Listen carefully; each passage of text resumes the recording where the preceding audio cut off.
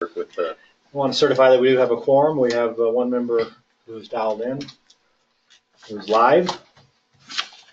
Also, we did notice the meeting, set out notices to each board member as well as the online. So we properly noticed everyone about the meeting today. And I'd like to go ahead and get an approval for the September 6th meeting minutes, which I sent out to everyone. I'll move that we approve the minutes as submitted by the secretary. I'll second. Got a second? You got Eric and Rick. Got it. Okay. We'll call for a vote. All in favor of approving the minutes? Aye. Aye. All right, so approved. Boyd. Oh, Boyd, I need your vote. You approve the minutes? Oh, yes, Yep, okay. Thank you. Appreciate it. You guys can just keep me in line up here. I was going to thank the audience, so I'll thank Sandy. This could be a first. Yeah. No owners attending a board meeting. Could be a good sign, right? They're happy. Nobody cares. Yeah, things are good. Continue. I'm sorry to interrupt. No, you're fine. So, everybody knows the primary purpose of today's meeting is to go over the budget. We'll try to go through that relatively quickly since we spent most of our day yesterday going through line by line. Why don't we go ahead and just get started with the reserve recommendations? Gary, did you get my? Yeah, you want the reserve? Yeah, you didn't make copies of that for the. No, I didn't make copies. The second line on the email said, "Please make 6 copies." Guess what? They can see it up I there. didn't get to the second line. Well, actually, then I'll just send those to you electronically, and you'll have them. We just saved another 3. Okay. Okay. We're doing good. Yeah. Yeah, Gary, go ahead and put that up there. It's up there. Okay, so talking about our reserves and investments, just the cover sheet there. Go to the second page, Gary.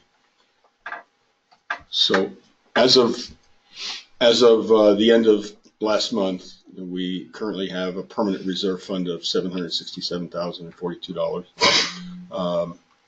We still have $563,000 in the local bank, the Bank of the San Juans. And our laddered CDs, a first round of laddered CDs is invested in the First Internet Bank of Indiana. Total there is $203,774. That is not, we started that out with 6, 12, 18, and 24-month CDs, 2 of each at $25,000. We're now at 2 18-month CDs and 6 24-month CDs, and the interest rates are 1.65 to 2.73. 18 months is getting better interest rate than that now, but that 18-month one is going to mature in February. And that will then be rolled into a 24-month CD, and this ladder will then be where we had planned it to be, with all 24-month CDs, but all with staggered maturity dates. The first maturity date on the first 2 24-month CDs will be next year, next August. So we've achieved liquidity and return, which is what we're trying to do. And you can see that the most recent 24-month CD that was converted, which was this past August, is now at 2.73%. So we're doing pretty good on that. Joe, before you slip off that page, can I ask a question? On the local bank account, as we know, FDIC insurance is only $250,000. You're gonna do a second ladder, that'll be about $250,000. That still leaves us about $60,000 over the insured limit. You have a plan for getting us under that limit? Well, if thinking through this, if it had been my decision, let me get to that. Let me get to that, because I'm gonna talk about where we're gonna be with that. All right. So, future investment of our reserves, the plan has always been to, use at least a bank with a 4-star rating by Bankrate and Bauer Financial. The highest rates of return, and get the highest rates of return on these 6 through 24-month CDs. We've achieved that, and the plan is to continue with that, those criteria. And the plan now is to invest in a second set of laddered CDs this month in a different bank. And I have a recommendation on that. When Jerry Q2 was the board member who set up the first set of laddered CDs, and I kind of followed along with him and kind of helped him a little bit, but he did most of the work, as I have done on this latest round of research. And he warned me that there are not a lot of banks out there that do CDs for businesses. They do them for individuals. I mean, you can find gobs of banks online that are paying as much as 3.1% on a 2-year CD now, but they don't do it for businesses. I wanted to find 3 or 4 banks that met our criteria. I only found 2. I asked Boyd if he knew of anybody. He said he was going to check with his CFO and see if they could. He didn't get back. The CFO did not get back to me, but and whether or not I doubt whether he would have been able to find much, because I did pretty exhaustive research online. Did you check? What about Ally? Ally Bank is. I checked them, and why did I scratch them off the list? Let's see. I can tell you right now, Plains Capital. They probably don't meet our capital restrictions. Ally Bank only offers 2 and 4-year CDs. Okay. They don't do 6, 12, 18. See, that's the kinds of. Check Plains Capital, because I just did a CD for the Houston Mortgage Bankers Association. Plains Capital. Plains Capital Bank. Well, they didn't show up on any of my searches, so. They're a huge Texas bank. Yeah, and so I ran into problems with Texas banks. I looked at Bank of the West. I don't like Arizona banks either. Bro. I looked at Bank of the West. I looked at Amegy Bank, which is actually. Bank of the West is not a Texas bank. Yeah, it They're based is. in Nebraska. They have branches in Texas. Well, of course, all banks have branches in Texas. All right. I thought it was. I thought I saw where their headquarters was. Something with close to that name is headquartered in Grapevine. No, Bank of the West is Omaha, but it doesn't matter. Plains Capital. I know will do. I looked at business. Amegy Bank, which is actually owned by Walter Johnson, who's a Glacier Club member. I know the guy; he's a great guy. And I looked at his bank, just didn't meet that. One reason or another, they didn't offer the CDs we want. Their rates weren't there. Actually, interesting. Bank of the West. You're right. They're not in Texas. They're a San Francisco bank. And their rates were absolutely horrible. I mean, 2-year CDs, less than 1%. And, okay. Well, we don't need to dive into all the details now. But anyway, I know Plains Capital took our money for the HMDA, so it's worth looking at. Yeah. I mean, I can take a look. I mean, I'm going to make a recommendation right now, but I mean, I can. What's the name of that bank again? Plains Capital Bank. Plains Capital. I'll look them up while we're on a break and see. I was going to stick up for you because I just had to do this for one of our organizations, which I'm the treasurer of. Yeah. Amegy just introduced a 2.2% on a CD. It's not probably what you have. That just happened last week, but I had to do the whole exercise. I contacted Amegy, and for some reason they didn't meet one of our criteria. I can't remember which one it was, but I would have loved to use them because I know the guy that owns it. Got connections. Yeah. Well, I do have a contact at Amegy as well, and we talked to them about doing our CD, and so if you want to go down that path, we can look at it. Yeah. I'll Plains Capital. Plains Capital Bank. I'll look them up. I'll see what I find. And Joe, we had SunTrust Bank, which is East Coast Bank. No, No, because we used I tried. them for I looked them. I looked at them too. Okay. I'll bet you I looked at 20 banks, and I came to only 2: TD Bank and Stearns Bank. And Stearns Bank is head and shoulders above. I mean, they're in St. Cloud, Minnesota. Their initial rates are for a 6-month CD 1.51, for a 12-month CD 2.25, for an 18-month 2.41, and for 24 2.6. They got a 5-star rating on Bankrate. They got a 4-star rating on Bauer. And unlike most of the Bankrate has a pretty good, if you look at their website, they have a pretty good, they look at 3 factors when they rate the banks. They look at capital, they look at asset quality, and they look at earnings. And they rate them on a scale, and they'll show you where they land in terms of comparison with 300 other banks. Okay. And this Stearns Bank was the only one that was not just above average, but well above average on all 3 scores. Most of the banks I looked at, and even the bank I went and looked back at First Internet Bank of Indiana, where we have our first ladder. They're still 4-star rated by both Bauer and Bankrate, but on Bankrate's 3 criteria, their capital is not good. They're like way below average on capitalization, which is the only time that comes into effect is if things get dicey again, like they did 10 years ago, and banks are struggling. It's how much capital do you have? What can you fall back on? But TD Bank is a little bit below average on that as well. But this Stearns Bank is way up there on all 3. Okay, to Eric's point, does it make sense to increase the dollar amount? Well, That other 60? that's why my recommendation is that we don't do $25,000 CDs. We do $30,000 CDs. That would put our ingoing principal at $240,000, so only $10,000 before the $10,000 under the FDIC limit. But it's going to take us 2 or 3 years to get there.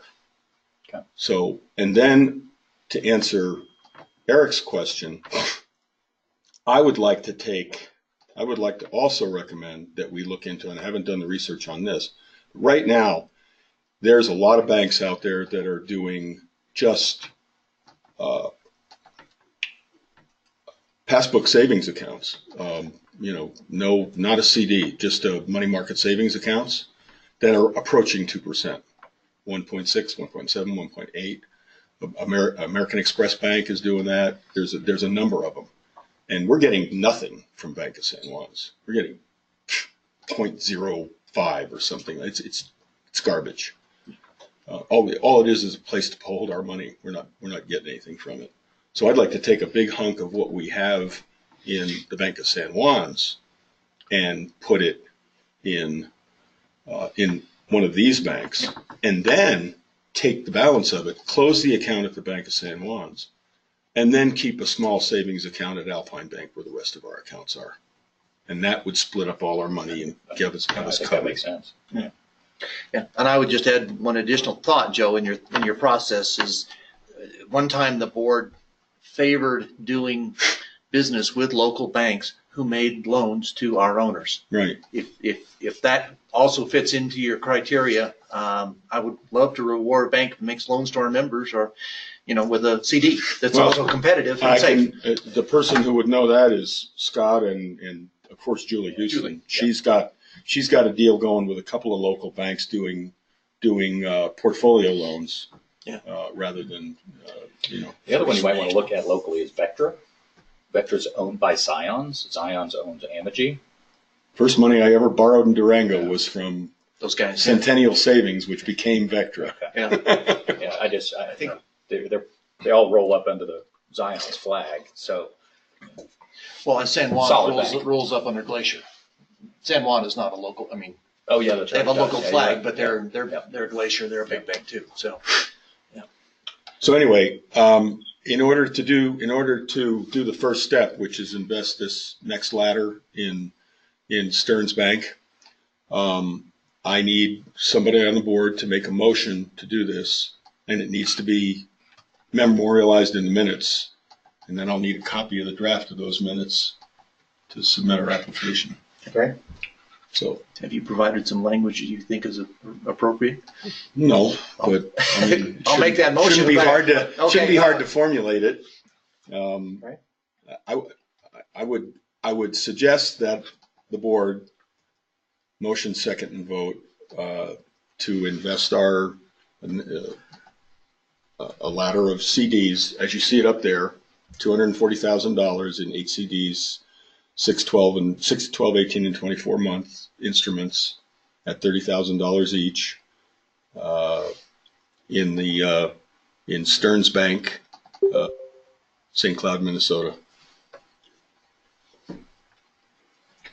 I'll make that motion. Okay. Do we have a second? I'll second. All in favor? Aye. Lloyd? Aye.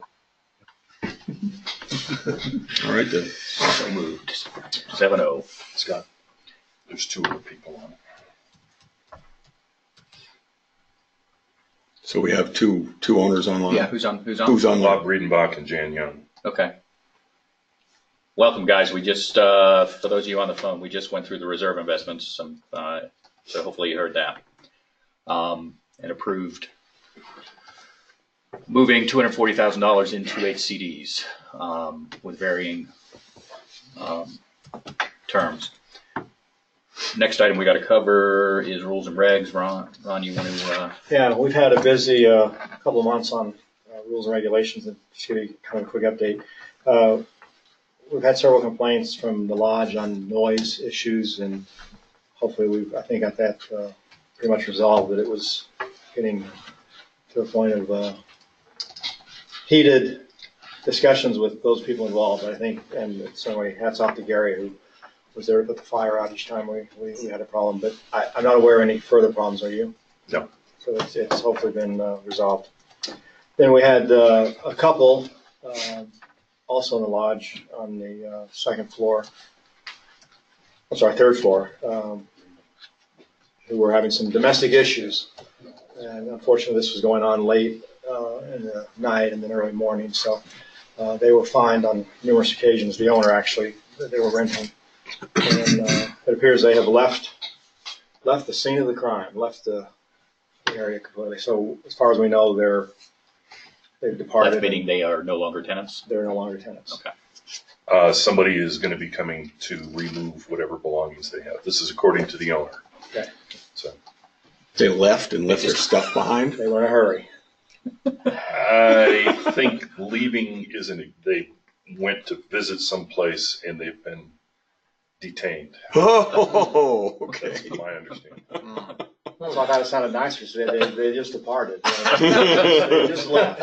Kind of a happy spin on this here. Put it out there in the public record. There you go. One follow-up question, as I remember, there were multiple fines associated with this Multiple. situation. Yes. Have they been Yes. Well, the owner was hoping we invoiced would to start with? Were they all invoiced? Well, the owner was hoping that we would just erase those. The problem's gone. We'll just move forward. So we said, not so fast. So we agreed to. He was fined $100, then $200, then $300, so $600 altogether.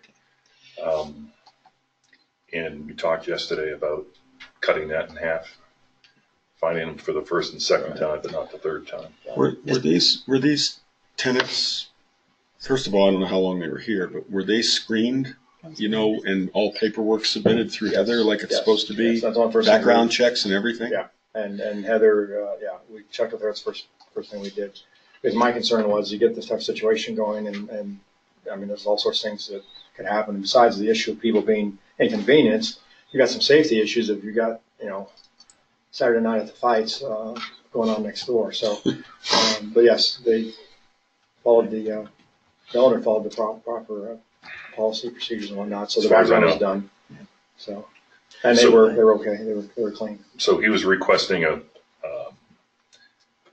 abatement of some of those fines, and then also because they were only here for 2-3 weeks, I think at the most,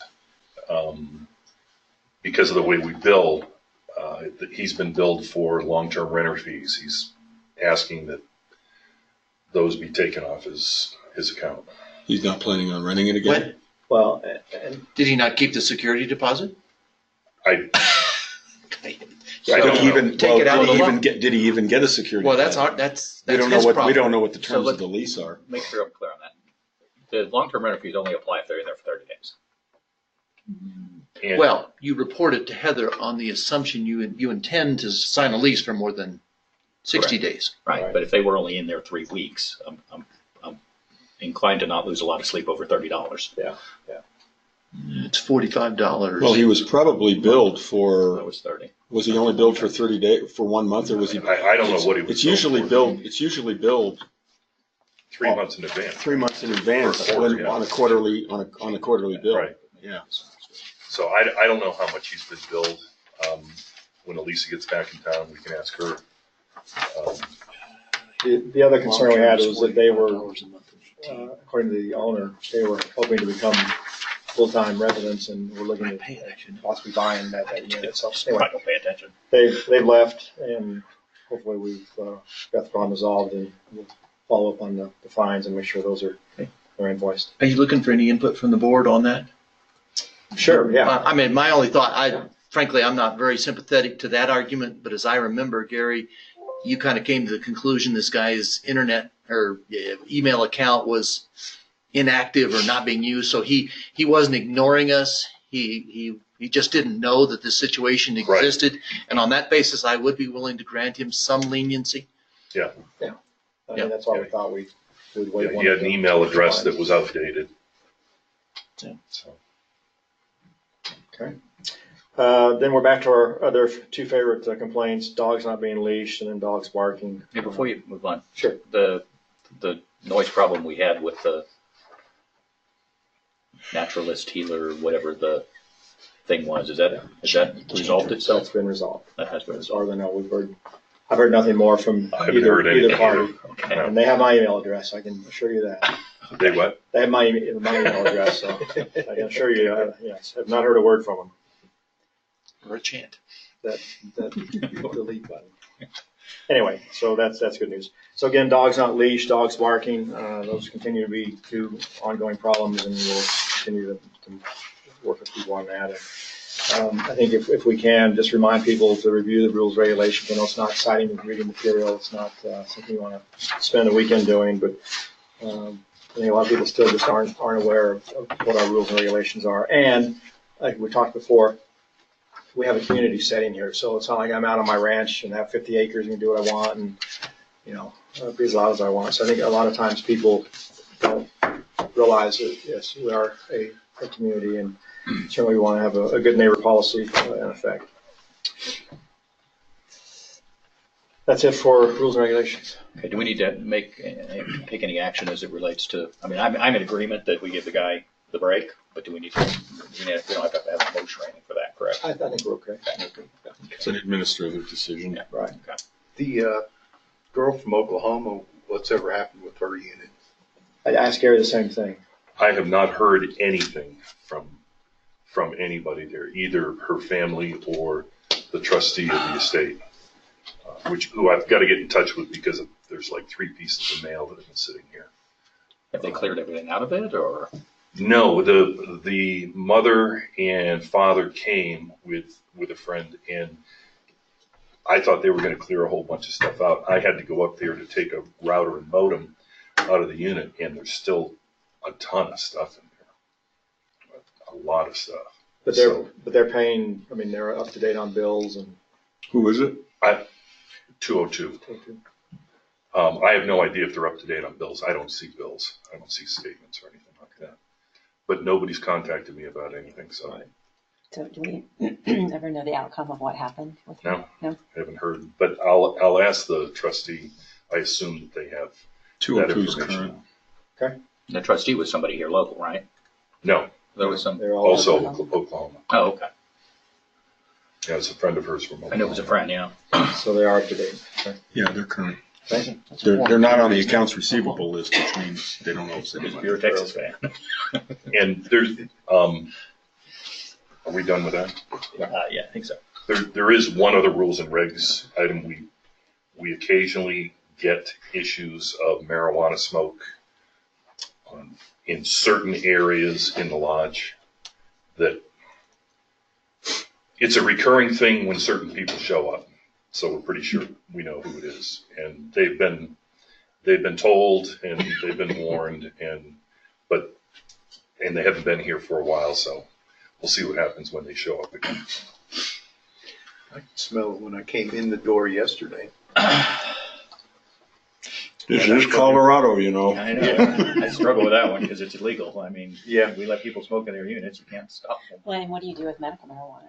If they have a medical marijuana? Yeah. I mean, that's a whole different ballgame. And as we have sent out notices, it's legal. You can do it. Owners can smoke in their units. Yeah. Renters cannot. Yeah.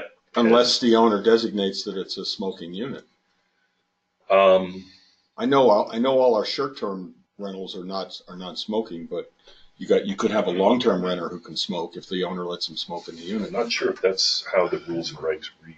I don't think you can prohibit that. I don't recall. But in any case, here in the lodge, it's problematic because, the odor gets right out into the hallways, and now you are infringing on other people. And of course, nobody thinks about this, but if you're gonna be a heavy marijuana smoker, don't buy a place in you're closely quartered with other issue with the people. connecting door. I mean, Yeah, it's just as when it comes to smoking. Keep in mind that it is now a tourist attraction, so we're gonna. I know. If people move into Denver constantly just because of that. Yeah. That's probably what Hickenlooper had in mind. Yeah. Bring your tax dollars with you. All right, move on to the next slide, water update. I know we don't have a whole lot to report, but you want to say a few words? Sure, and this is mostly for the benefit of the couple of folks that are online. I think the board is familiar. The subject of water over the years has been a bit contentious. A little over a year ago, Glacier, who runs the water and sewer treatment plant, informed us that they were going to hire a consultant, an outfit by the name of BBC Consulting out of Denver, to come up with a new pricing solution for all of their water customers. That includes Glacier owners, that's Rockwood Estates, ourselves, etc. The consulting firm has been working on that study. They were waiting for, among other things, actual recorded water usage based on meters. Glacier was a little slow in getting those meters into place, but they are drawing the line based on water usage as of September 30th. That data has been supplied to the consultant. The consultant has not, unfortunately, yet produced an interim report for us to review, as well as other potential customers. Communicated with Dave Harris, the attorney for Glacier, a couple of times in the last 30 days, and the last note said, yeah, we know you're looking for it. We'll get it to you as soon as we can. Thanks. And then Greg Collins is starting to wrap his arms around the waters issue as well. We had planned on trying to meet this week, but Finnegan and some folks are not in town this week, so we will work on that as they return. All right, next item, TV fiber internet update. Do you want to throw that up on the screen, Gary? Ryan, copies of this as well. Yeah, I'll get it to you as well. Yeah. So again, for the benefit of the folks on the phone, I know the board is aware of this. We have Groove on site as we speak, probably for the next 2 to 3 weeks, finalizing install. They have finished the first floor, started on the second floor. Scott. I just see your face, my face. easy. Oh, Gary's not real quick on the draw this morning. Well, I'd say a face like that. Just keep going. Okay, here's some better figures here. All right, now I got to read it. Okay, Lodge is 90% complete. We'll finish up Monday. Pinecone is 30% complete. We'll finish Friday next week. Gamble will start the week of 11/16. High Point to follow.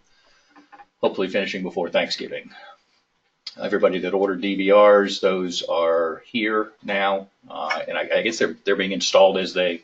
Well, they Installed just got here yesterday? yesterday, Oh, they did just get here. and then they were feverishly removing them from the pallets to get them stored overnight so they wouldn't be Okay. subject to The snow and ice. Well, We got snow and ice last night. growing legs. Theft. Anyway, yeah, no, I talked to Mark, who's kind of the lead tech, yesterday afternoon, and he said that now, going forward now, any installations that they haven't completed, if that owner is getting a DVR, they will get it initially. The units in Pinecone and the Lodge that had already been hooked up and running, they'll catch up and go back and backfill those DVR orders. Okay. Gary has the list of owners who opted in for DVRs, and he's provided that to the Groove guys, and so they know where to put them, and we'll get that all done. That'll all be done before they leave Thanksgiving. Yeah, before Thanksgiving. Okay. What if an owner has buyer's remorse and now wants a DVR? How many? We bought some. We have some extras.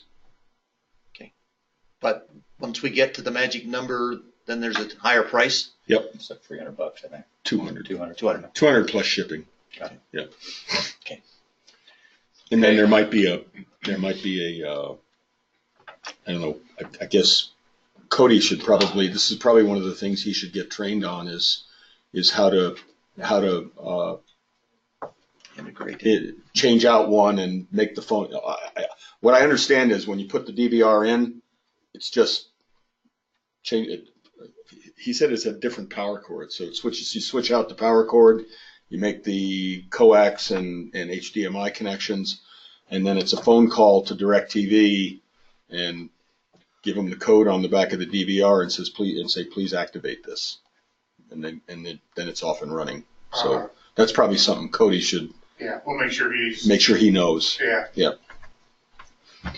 you know anything about the channels that are missing? Yeah, well, what happened was when we were finalizing the deal with Groove, our initial proposal had included a standard set of channels with a couple of options. It was the base entertainment package, which is like 100 and something channels, and includes most all the run-of-the-mill stuff that people want to look at.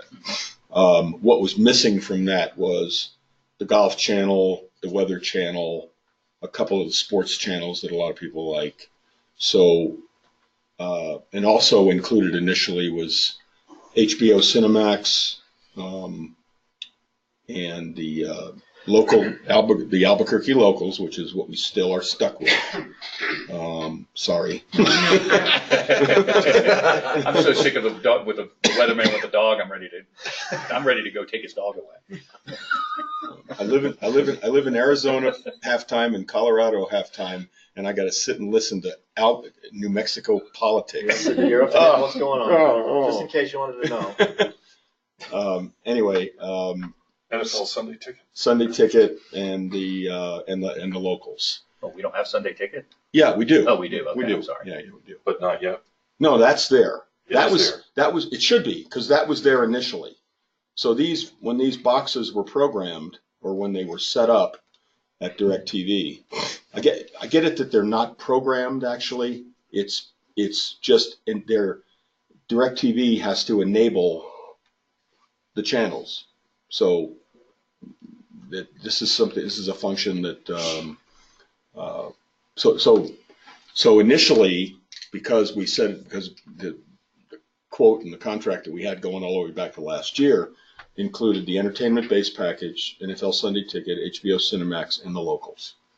And so those should all be there. What's missing is entertainment bridge package, which includes Weather Channel and a couple other channels. The sports extra package, which includes Golf Channel, CBS Sports, NBC Sports, and the NFL Channel. And then the other thing we added in was the 80 music channels, where you can turn it to that channel, and your TV just plays whatever music package you want. Country, rock, blah, blah, blah, whatever you want. So those are the ones that, those what I just mentioned are the ones that aren't there yet. And that was because we added those in right before we finalized the agreement. And they can do those updates remotely or electronically? They can do them remotely. Oh, Yeah. Yeah. Yeah, they can do Yeah. everything. So that should all be Flip the there. switch. That should all be there soon.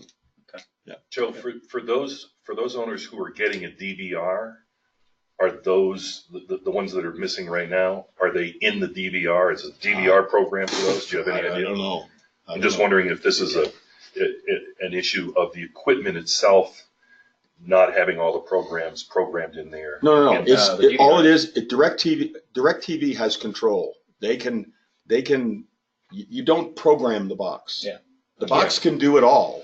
It's what DirecTV allows it to have by there's a chip in the box. And when DirecTV at wherever their lab is or wherever their place is, somebody has to say, okay, box with chip number XXXXX gets this. Yeah, they send a signal. So some kind of a coding And is it signal. a Genie box? Is that what it is? Is that what we're getting, Genies? They're- That's what I have back home. I think that's They're what like, it's real small. they're about this big. Yep. They That's call all. them Genies. And it's always on. It's got a little light in the left-hand side with the Yeah. blue DirecTV logo. Yeah. And that's it. And that'll be replaced by the DVR if you're getting a DVR. Yeah, at home, we've got, it's a combination, it's just one unit. That's the combination receiver DVR. Right. And that's what, right now you get the receiver, and if you bought the DVR, you won't get the receiver. You get the DVR receiver combo, like Rick says.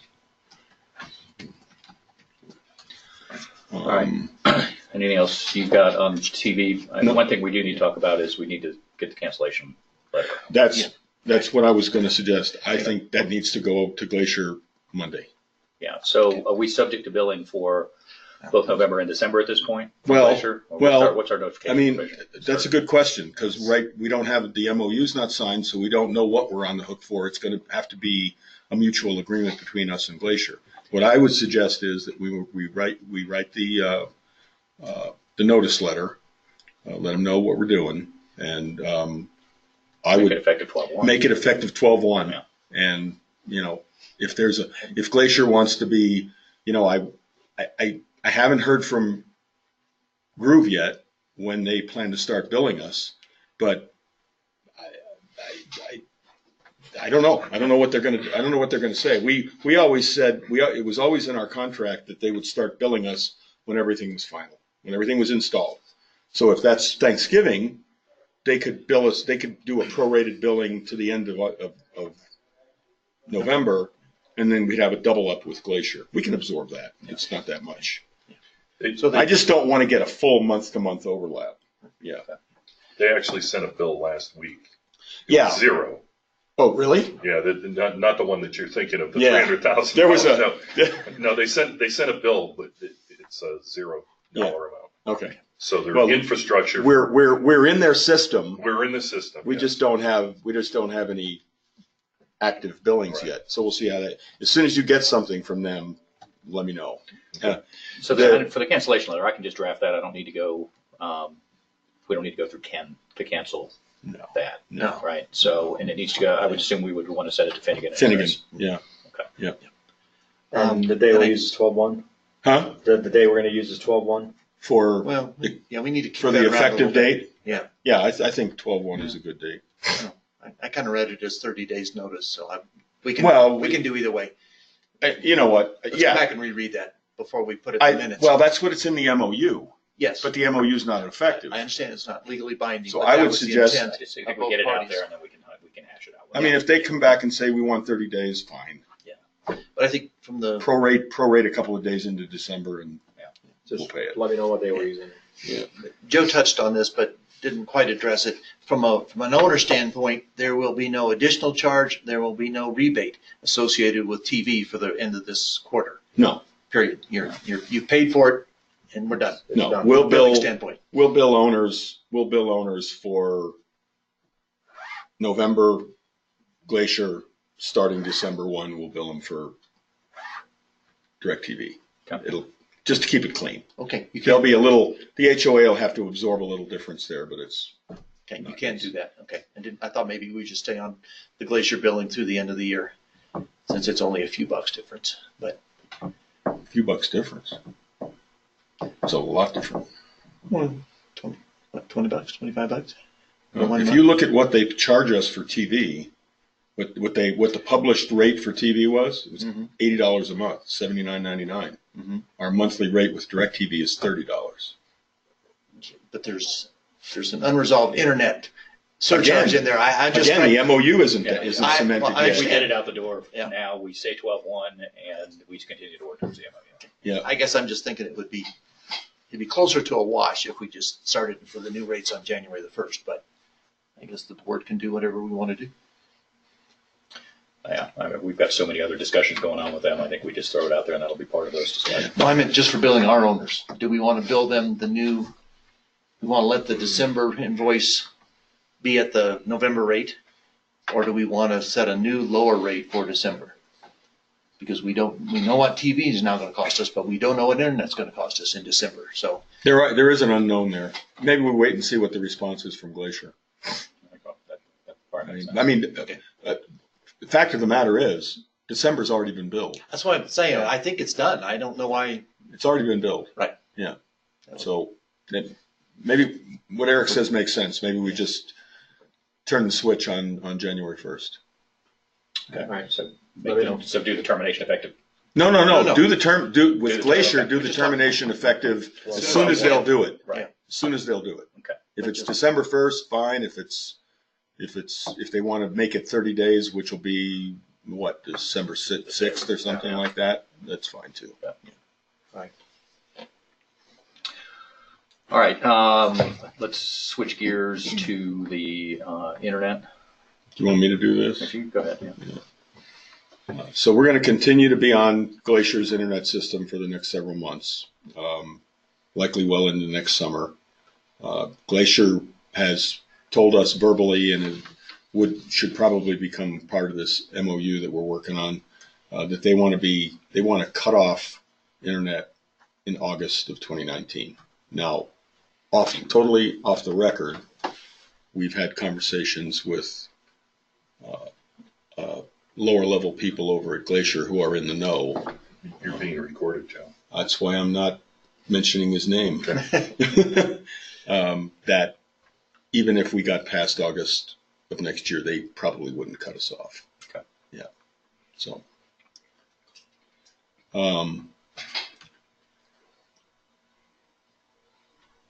Glacier has, as you know, I reported this before, Glacier's contracted with a third-party ISP to allow to use their existing Glacier-owned conduits to run the new fiber optics, and then offer high-speed internet to their homeowners back there at Glacier and in the Three Estates properties, Cliff's Edge over by Gamble Oak, all of those properties, everything but Tamaron. And also, according to this person we talked to, that the progress on that is going better than hoped. Glacier management would always like things to go faster than they go, but the people on the ground are saying that it's going real well, and with few exceptions, they will have everybody lit up. They call it lighting up. They will have everybody lit up within the next few weeks. So probably on the same, here on a 12/1 timeline, it sounds like too. Probably, yeah. We currently, Taco is talking to two, I'm sorry. Currently, we're in ongoing negotiations with Glacier on this MOU, Memorandum of Understanding, the purpose of which will be to outline our rights and responsibilities with Glacier, and allow us to contract with a third party, perhaps the one that they've contracted with, to utilize Glacier's existing conduits that are over on this side, to run new fiber optic cabling so that we can then get high-speed internet and get off the Glacier system.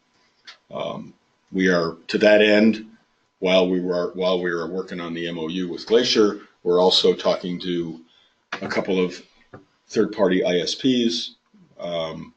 And the hope is that we'll contract with one of those as soon as the MOU or shortly after the MOU is finalized, so we know what we can do. Both of these ISPs are offering about the same product, at least 100 megabits download, burstable to a gig. And as you all know, our current service is 10% of that, 10% of less than 10 megabits per second.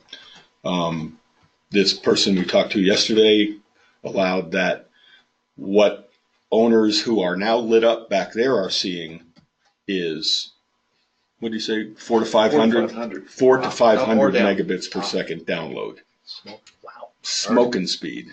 Wow. Yeah. Yeah. So the bottom line is, we all know we want better internet, and we're working on it.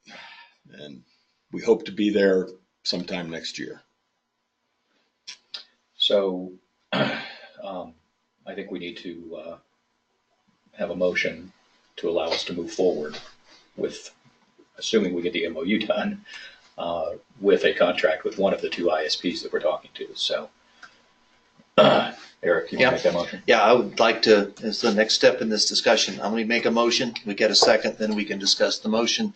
I move that the board grant authority to the board president to negotiate a contract with internet service providers, as Joe has defined them, to obtain both phone, which is VoIP, and internet service for the Taco community, both as an association and as a representative for individual owners, explain that in a minute, and further to execute same. I'll second that. I'll email that to you, so you can say it next time. Thanks. Okay, just to explain the motion a little bit, what we've kind of learned as we've walked through this is there may be some benefit to Taco to negotiate a phone agreement differently than we negotiate the internet. Be the same provider using the same fiber, but the board has for some years expressed the opinion that because of the wide number of rental and guest uses of this property, that it's valuable to have a handset in every unit. It helps internal communication, it helps emergency communication, and it's obviously good for rental purposes. So we believe that a phone should be available in every unit as VoIP. That's still interruptible when internet is out. But that contract we think might be negotiated as an association contract, and we'd also have then an optional service if you think you can live without internet. That may or may not turn out. So proposing to give Scott the authority with the team to continue to negotiate that, and for Scott to execute that contract when we reach a point that we are comfortable with. Any questions? Any discussion? Any comments from the people on the phone?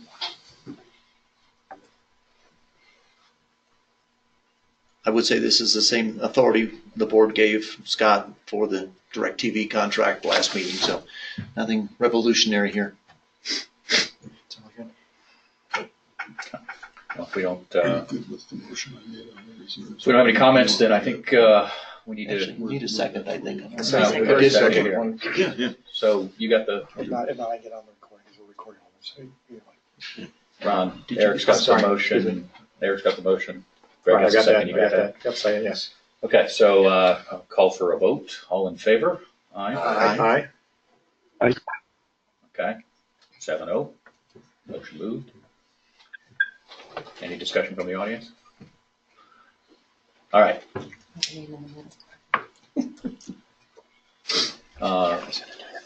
Next item is the restaurant report. So you want to do that, or we'll tag team it? We'll or- tag team on it. Okay. So we had a meeting with Sari yesterday. We've had discussion with her in the past as to her financials. She again expressed to us yesterday, the first year that she was up here, she lost over $19,000.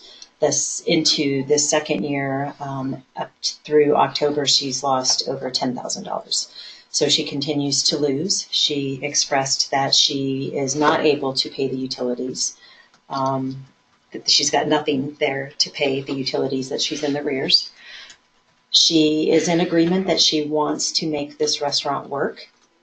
She feels that, she feels like she's made some steps forward even from the last board meeting. I asked her specifically, did she feel that she's had an increase in business since that time that we had asked the owners to, provide support? She feels like, yes, that there has been some more folks in the restaurant. Of course, now we're in a very slow season, so it's been very slow, as we can all, agree, as we've both been in there, or many of the board members have been in there the last couple of days, and, very few people are on site. She expressed she does struggle trying to get people committed to work up here. She pays them $15 an hour, I believe she said, to work up here. She also transports them up here, them utilizing her vehicle, her gas, et cetera, just so that she can keep people committed. So she said she has struggled with that. She does have a new team that has just recently started. She said that she's very happy with. She's very open to us to make the menu changes, which she has. She's also open to looking at potentially a breakfast type set, whether that would be a continental breakfast. She was very excited about that, Scott, after you had left. I think she's thought more about it. Okay. She is looking, obviously for our help. But again, she's very willing to try to make the changes, but she's also looking for a commitment, which we've explained we can't really give her a commitment. She did ask me after you had left, Scott, that she would like something in some type of writing format, because she said, I think with what had gone on before and when Ann had departed, she felt like she's just been sort of in limbo. She would like to have something more in writing with regard to a process as to what are we going to do with the communication as far as occupancy, that type of thing. Yeah. So we talked, and I sent you, I had forgotten that Heather sent me some occupancy reports back in September after our meeting. They're hard as hell to read. So we're probably going to have to figure out a better way to do it. But what we did talk about. So they're on the board. If any one of her staff just walks in there with her cell phone, takes a picture and texts it to her, they'll have a 2-week or 2-month forward look. What do you mean they're on the board? Yeah, what board? What are we talking about? We have a board in the maintenance office. It's a great big board, and I get the occupancy projections for the following month and put them all up there. It's all just short-term people. It doesn't include owners and long-term renters. But those are there. And when she first opened, Johnny Byers used to come in there and take a look at it, but they haven't done that in a while. I can email her the spreadsheet because I do it all from a spreadsheet once a month. Yeah, the way we left it with her was we're going to do some discovery on how we can get her the information on when we have the higher occupancy. The reality is, whatever she's making today, if we're going to try to rely on the ownership, she's not going to make $5,000 or $6,000 a month, which is what she says she needs to make off the people that live here year round. So we've got to drive it based on occupancy. We've got to drive it. She's got to have the hours and be open when we have people here that will use the restaurant. And it doesn't make sense for her to pretend like she's going to make money when there's nobody here. So we didn't ask for any firm commitment from her on what that looks like. We just said that, we've got about 45 days before, season should start to hit for the winter. And then we've got a 4-month window of activity where if we can provide her more detail on what the occupancy looks like, and she can make a commitment for adjusting the hours based on that occupancy, that should help her.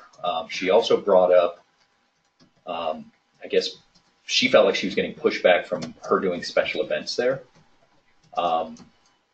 I'm not here enough to have seen that many special events outside of what we've done. I think when I was up here, when we were up here in September, she might have done one, or I don't remember off the top of my head what it was. But I told her that I don't think she shouldn't get any pushback from us as long as we know that she's got a special event. If she can make money doing that on the side, sure, whether it's a brunch or whatever the case may be, I don't see that we would have a problem with it. Do you know if we've indicated? She got pushback, I think, because she closed the restaurant to the public on a Saturday night. She had a special. It was in lieu of service to owners. Yeah. Not in addition. It was in lieu of.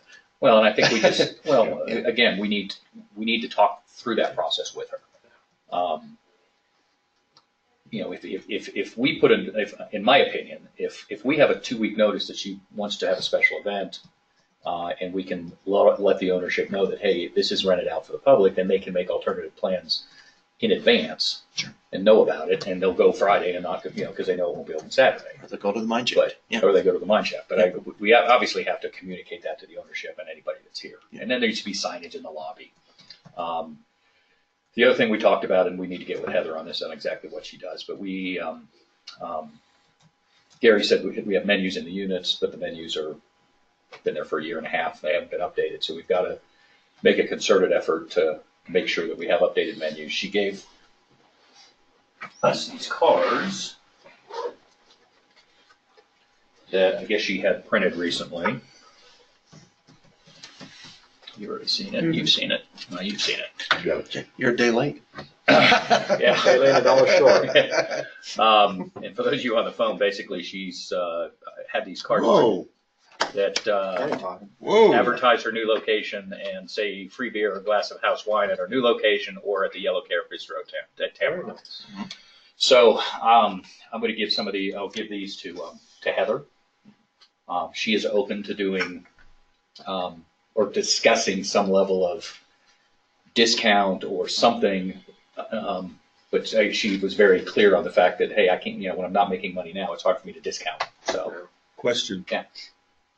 Is Heather going to get a supply of these and she can hand them out to rental guests? well, I have about 40 of them here, but yeah, she said she's got thousands of them. This is how many restaurants at hotels or near hotels get people in. I get it. So what she's doing with those, she didn't specifically, print those for us. She's taking those to all the hotels in town, I think she said, right? Yeah. So she's dropping them all over town at all the hotels. But I mean, did you talk to her about maybe doing this Yes. here Yeah. for Yes. every rental guest that comes through the door? Yeah, she said that she's got thousands of Yeah. them printed. So, I mean, she gave me a stack of them. And I think it's going to be up to us to make sure that how 40's Heather is giving. 40's not going to last long. No, I get Right. it. Yeah. We can get more. Okay. I mean, that's a good way to get people in the Very door. good. That's good. Yeah, we just so- hope that people don't go in there for their free glass of wine and then Yeah.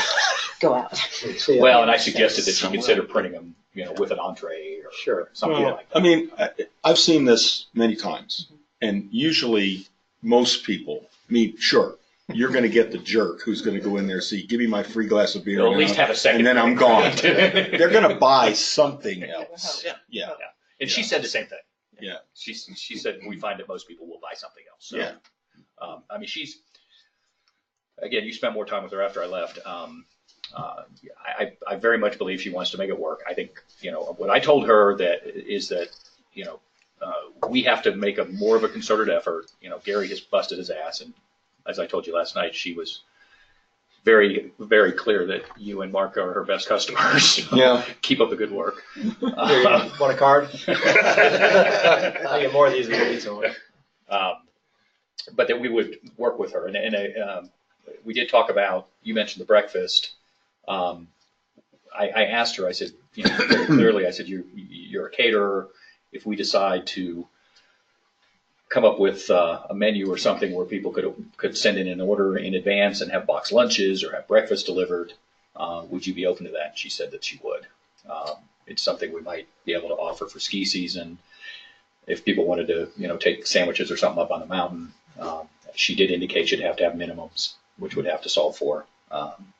And for the record, on the way down before the meeting with Sarah, I stopped at Herbosa Grill, talked to them.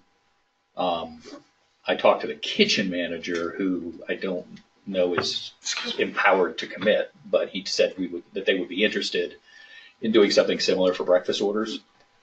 They wouldn't commit to delivering, so we'd need to maybe solve for that. Maybe it's somebody, that's coming up every day from town that picks it up. I don't know. But I'd certainly rather give Sari the first chance to do that if she's willing to do it. Because it does, I get a lot of people that ask about breakfast, and it seems like it comes up every day. Even if it's just cereal or a muffin or something. Yeah. I mean, people are just looking for something to grab. Get going. Yeah. We thought when she had I the think bakery. I have two questions. Can I? Yeah, fire away. You stated that she lost 19,000 the first year. Then there was another number. This Yeah. year, she's at this point, she's a little over $10,000 loss. Okay. And then on the utilities, do we resolve how we're gonna work? Or that's We still an haven't open issue? resolved anything on it yet. I told her we would be willing to work with her on it, but that we needed to spend the next 45 days coming up with a plan. Sure. And agree to a plan collectively to solve for that. We were very clear that, she made a comment about, she made some comment about salaries, and I said, look, we're not in a position to pick up people's salaries, and we're not in a position to just give away electricity forever. I said maybe we could work out an agreement on that, but let's agree to get to move forward with a plan, and then we can talk about how we want to negotiate that going forward. Okay. So we didn't make any firm commitment. I just told her that we were open to discussing it. Sure. Okay. And I feel that, and again, I think when she's looking for something in more of a, formal writing, et cetera, is, what was it? What's the number? $6,000 behind or whatever she's behind? It's close. It's between 5 and 6. So, I would recommend that we say to her in some type of more of a formal process in writing that we are willing to write off that balance and give her X amount of months going forward, because she wants something. She wants something from us, not that we're just going to say, well, we're going to talk about this again in 45 days. And I think for her as a business, it's hard. Sure. So I think we have to have something as to, here's what we're willing to do for you. I would also say that we would consider, she brought this up, Gary, about Super Bowl Sunday, how we had tried to do something with Super Bowl Sunday, and it was you and somebody else that was in there. And of course, February's, I don't know how many people are up here in February for Super Bowl. I know I'm in Vegas, betting. But, well, I think we're having a board meeting during Super Bowl weekend. There's going to be a basic problem with that. She's not going to have a She's TV. not going to have any TV service. right, which we didn't talk to her about that. No, we didn't. The only way she's going to have TV service is to contract for satellite TV herself. She's probably going to say, well, if you want me to do that, you're going to pay for it. Right. And the problem with that is we could do it. The problem with that is doing DirecTV that we're getting in here per person per unit is pretty damn cheap. Yeah. Getting it in a restaurant is Not cheap. ain't the way it is, because DirecTV bases, it's how many TVs are in the room and how many chairs there are in the room. How many eyeballs? And how many pairs of eyeballs could potentially be looking at those TVs, and that's how they price it, and it gets pretty pricey. Well, if I might throw out a suggestion, you can pretty much stream anything. That's with a good true. internet connection That's to that. true. So when we get the internet in place, If we get the internet in solve for place, we can probably get certain sports activities up there, Yeah. probably including the Super Bowl. Yeah. I so would- I mean, it's not going to help us in February, obviously, but Two other questions. When we originally interviewed Sari, Gary, I know you were there, I can't remember.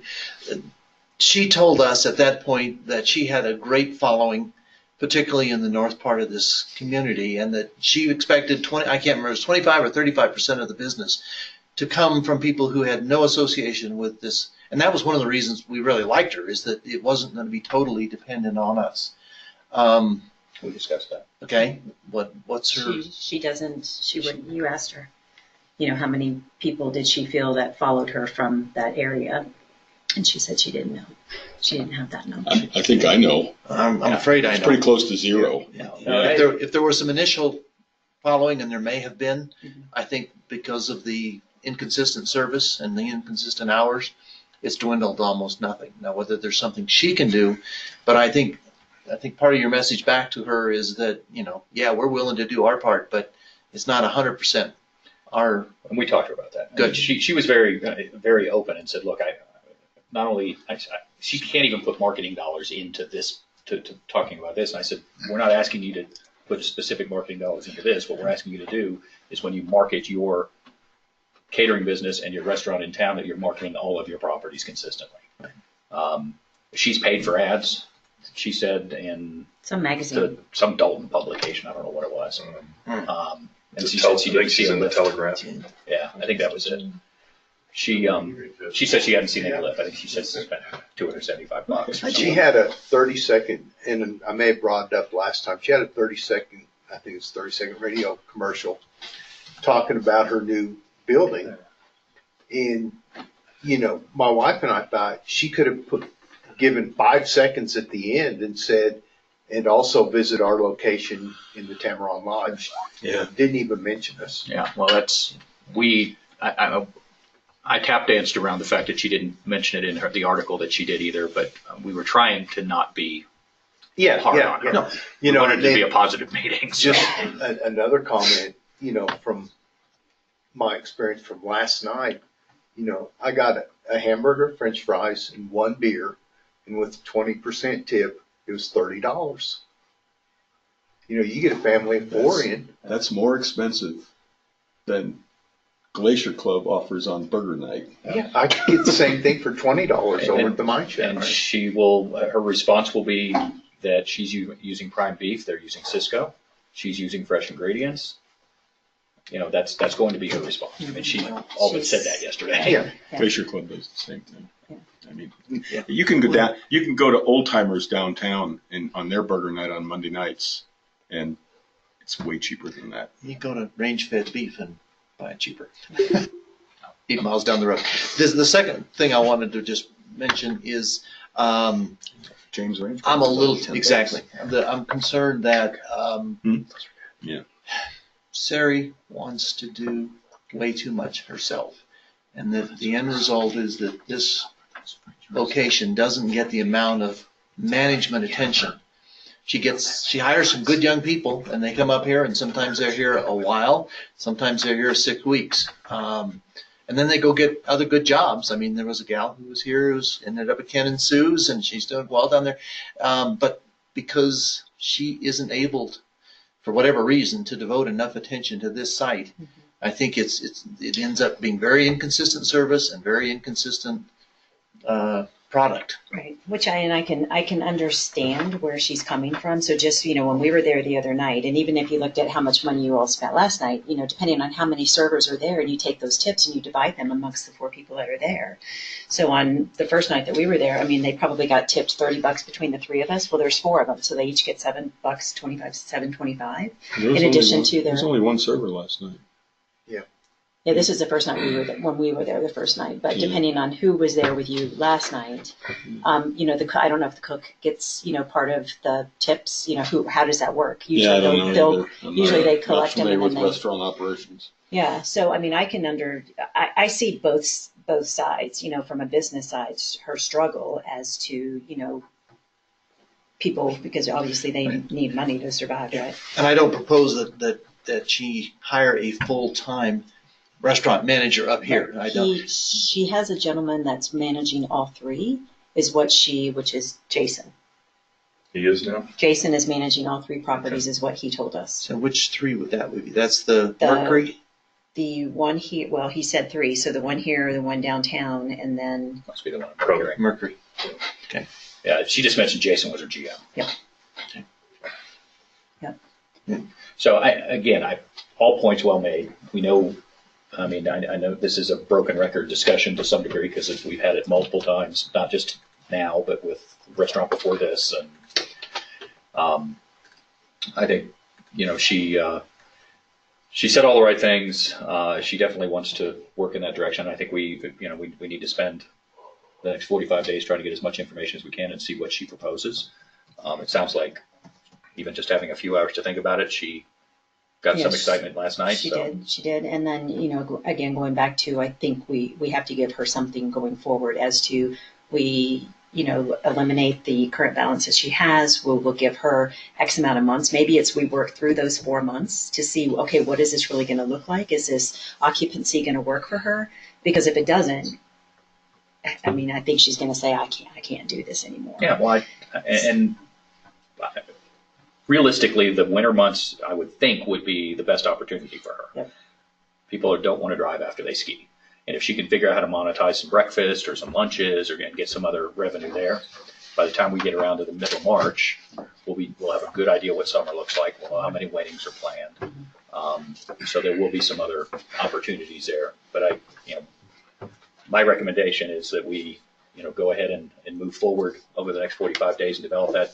Gary, I'm probably going to need some help from you with the occupancy reports, because it's just so dynamic. We get a big snow dump, and all of a sudden we get 50 new people who are coming up from Albuquerque because there's a bunch of snow on the hill. So, And if I can throw something in here to Eric's point about having a point person here, whether it's a GM or whatever, but somebody who we can talk to or who I can talk to and say, look, next week is Super Bowl weekend, or next weekend, 2 weeks from now is Mother's Day, or whatever. Are we going to do something special for that occasion? In the past, the people who were here and were managing the place didn't have the authority to say anything. I don't think we deal with the people that are here. This is I think this is her restaurant. She runs it. She owns it. She's got to make the commitment to us. So we have to report that to her. Now, I will tell you, she was very adamant about, I've added this to the menu, nobody's bought it. I've done this event, 2 people showed up. So, I mean, we need to be sensitive to the fact that, we can tell her what to do, but it's still going to come down to how many people are here, how many people are on property, how many occupants do we have, and what is the potential for that. Hopefully we get some metrics over time that say, hey, if you've got, 200 people, you can expect to have 20% of them visit that restaurant. So she can at least start running some numbers. I don't know what that looks like. I don't run restaurants, but I think we have to put it back on her. That's my opinion. And the people she has here aren't here long enough to commit to anything and don't have any memories of it. That has been a problem. Yeah. The reason I say what I said is it's easy for me to deal with that person who's there, if it's Jason or whoever. I can give him the numbers, and he can go and talk to Sari, but Sari can be very difficult to get a hold of and get a commitment 2 weeks in advance. She'll say something. In the past, she said something the day before or 2 days before. Well, by that time, a lot of people have made plans already. Sure, there are some of us who were, okay, what am I going to do 20 minutes from now? I'll go over to the Yellow Carrot. But there's a lot of people who don't do that. And we need to have something in place a little further in advance, which is, even if somebody doesn't show up, it's good advertising. And that's been a real difficulty. Getting some kind of advance notice for things. Well, and I think that's where we're gonna have to sit down and figure out over the next 45 days. How do we lay out the calendar between now and the end of March? What do we think's out there? Throw it at her. Get ideas. I did mention to her that that I'm going to have Ann contact her. Ann can do the postings here on the social media sites. We have got to have some signage. We've got to have communication to the people that are here on what's going on, even if it's just a weekly flyer of, here's this week's specials. So I don't know if anything else to add there. Well, I know Heather had, and we've all talked about this, but having a chalkboard in the front, Yeah. which could probably eliminate a lot of paper printing. If we have somebody that can just put some kind of, information on the chalkboard and then you just erase it. I think that does better advertising than anything because people are walking in and looking. Do they also have, are they geared up to go?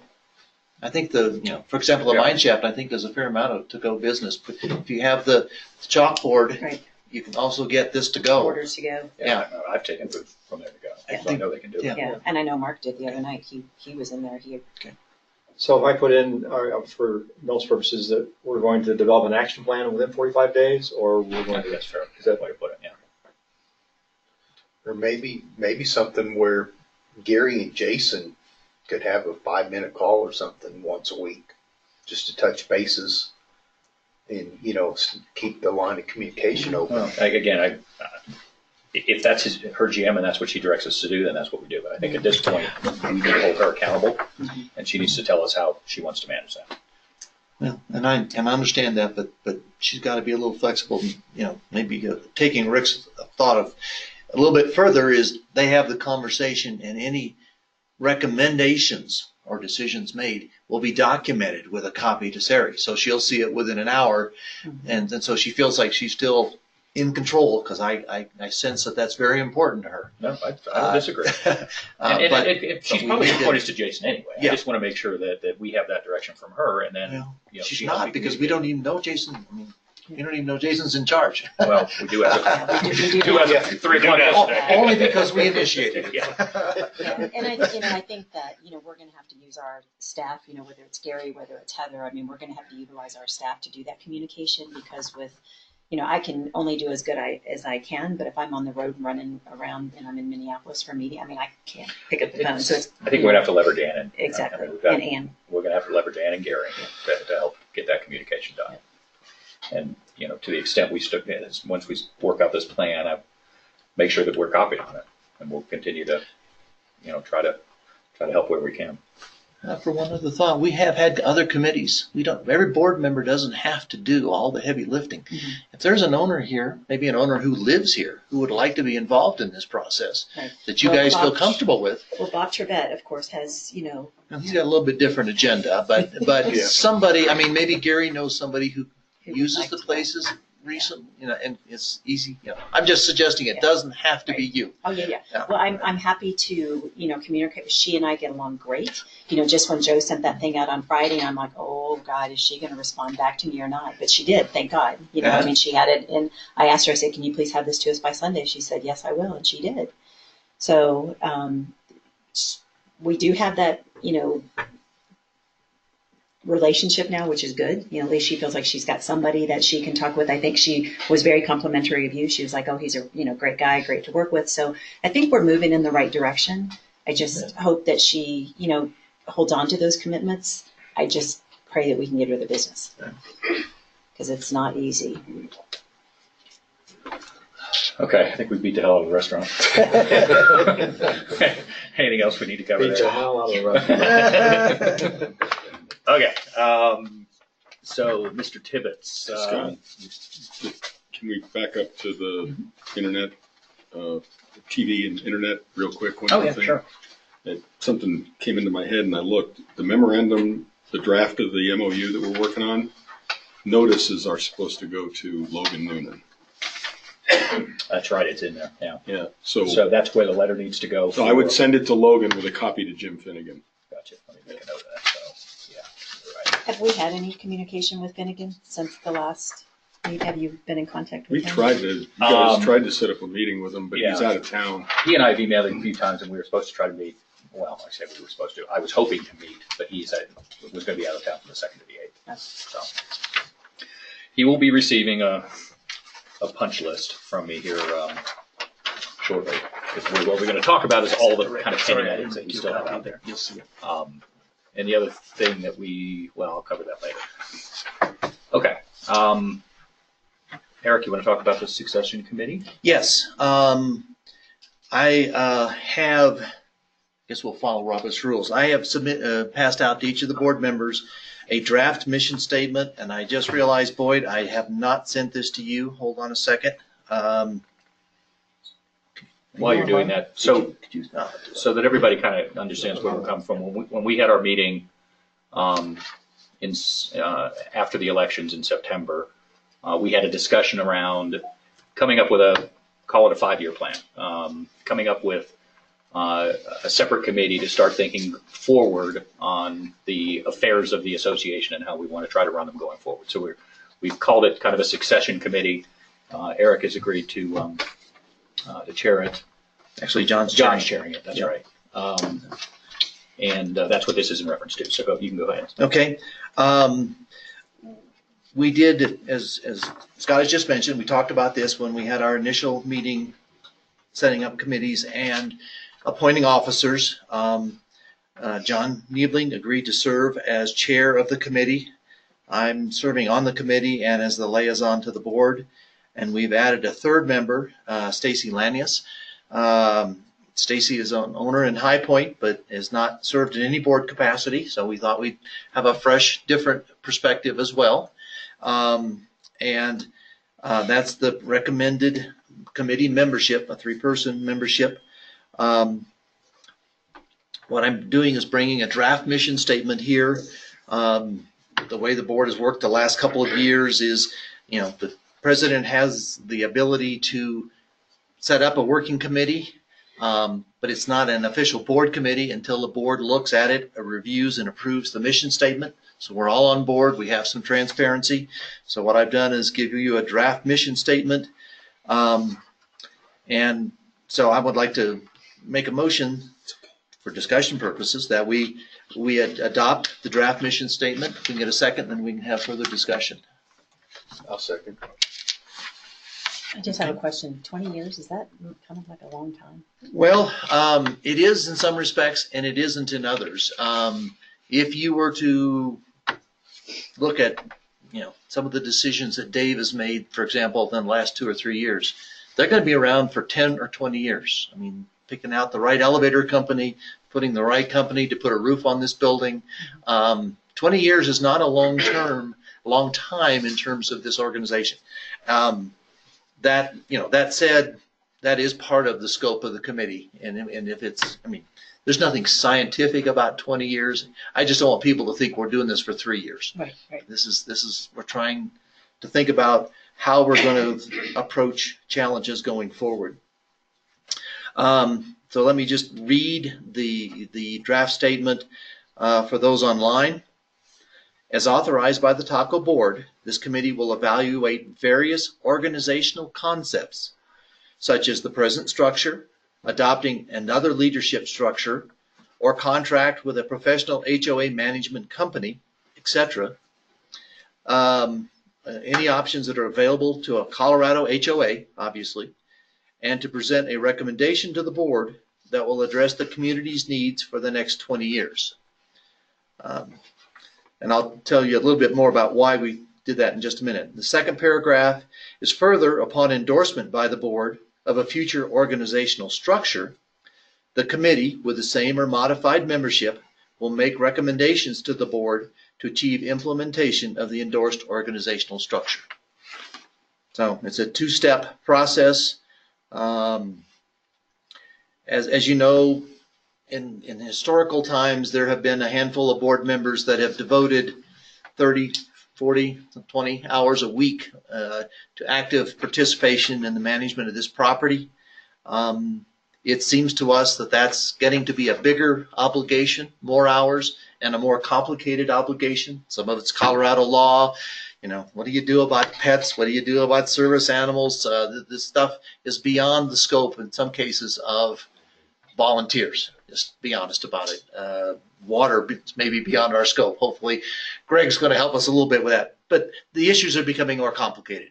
We think we ought to at least ask ourselves, is a totally volunteer leadership group? Dave's our executor and our executor of our decisions, but we may set the policies. Is that too much for this community to expect going forward? So that's why we want to look at different ways to consider the leadership structure. How should it be structured, then how should it be staffed? These three folks have all agreed to serve. We've actually already started to do the second attachment, which isn't here, and that would be a suggested work plan. We didn't want to get too far ahead of ourselves in case what we were proposing was not in line with the board. We reviewed this with Scott 3 weeks ago, and he thought it was broad enough to give us pretty wide scope without letting us just trample all over everywhere. But I'm looking for feedback from the board on the concept and on the way we're approaching the problem. In looking at this, and I think it's certainly a good start, would one of the considerations be maybe to look and see what other organizations are doing or how they're set up? Absolutely, Yeah. yeah. Kind of see what the We've already, for example, approached a couple of people here in Wapalata County and saying, what do other HOAs do? Sure. Yeah, exactly. That's an important consideration because those kind of resources are here. Should we look at other communities that would be similar to this? I'm thinking I have a friend that just moved or has a place in Steamboat. Mhm. So, and they've got their board. Could there be some type of communication with them? Yeah. Perhaps getting a contact name to say, hey, can we pick your brain? How do you do things? I think talking to HOAs certainly is. Yeah. It probably not a bad idea to have that as a best practice anyway, because we tend to focus on how we've always done things. Which doesn't Hearing how always other people do it Yeah. might lead to some eye-opening ideas that we hadn't thought about. I mean, I can reach out to Debbie. That would be great. Someone I work Love with. to have so. the contact. Yeah, we have Telluride was already on our list. I'd love to have 2 or 3. Yeah, that's the other reason, obviously, for introducing the motion, that, we do want to have some transparency. We'd also want to generate as many ideas as we can. You have your motion in writing? Much help. You have your motion in writing? Yeah, right. I didn't go all the way down, sorry. You'll have it shortly. Well, the question is whether we cross out the word draft or not. But any other comments or questions from board? I fully support this because I think, seeing what some of you guys have done, it's way too much of a commitment. Well, as for we a all know, volunteer. Yeah. we've already taken a step in that direction. We've got a consultant who serves as our treasurer and brings a lot of history. And frankly, Yeah. I'm not sure we'd gotten through the last couple of years, year and a month if Joe hadn't been here with his historical perspective and the hours he's put in. I just think we need to look at this. I'm not saying I have the answer because we don't. And we have to acknowledge that we've got, we now have several board members that work still. Yeah. I can tell you in the 90 or 120 days since I've taken the presidency role, the number of emails that come in you got to deal with on a daily basis. I wouldn't call it a full-time job, but it's a hell of a lot more than I thought. So, we certainly need to start thinking in that direction. Well, try You to know, do and that. as more of these situations arise, the more and more that we have to consult the attorneys, that's much more expensive than if Sure. we have somebody who's versed in Colorado law and deals with this stuff all the time so that we don't have to just automatically turn to the attorneys. And we're getting younger people that are, purchasing up here too, and Yeah. they're not doing it for free. They're not going to Yeah. be those volunteers that are stepping up. It's a whole different generation that we're dealing with now. Yeah. So I think, yeah. And I think one of the other challenges too is we're all out of town with the exception of 1 or 2 people. And so first off to get everybody together. And Yeah, one guy lives here, but he's never here. Yeah. Hey, boy. Boyd's the only local guy, and he's the only one not here. Eric said I heard that. But anyway, I think that's one of the other challenges is to get people that will travel, that will come up and just make the effort to get here, which sometimes can be a big effort of that. And I think, as you're mentioning, sometimes it doesn't go across generations. And people just aren't going to make that effort. All the challenges. Can I make another suggestion for a place to look? I would suggest that you talk with Tommy Meadows. I've discussed this with him before, and he might be willing to enhance the services. Probably he'd mean hiring another employee on his half, but at least talk to him and see what he can offer. Did you have something particular that you have talked to him about, or what are your? The management of a homeowners association. Okay. Yeah. Does he have background in that, Sandy?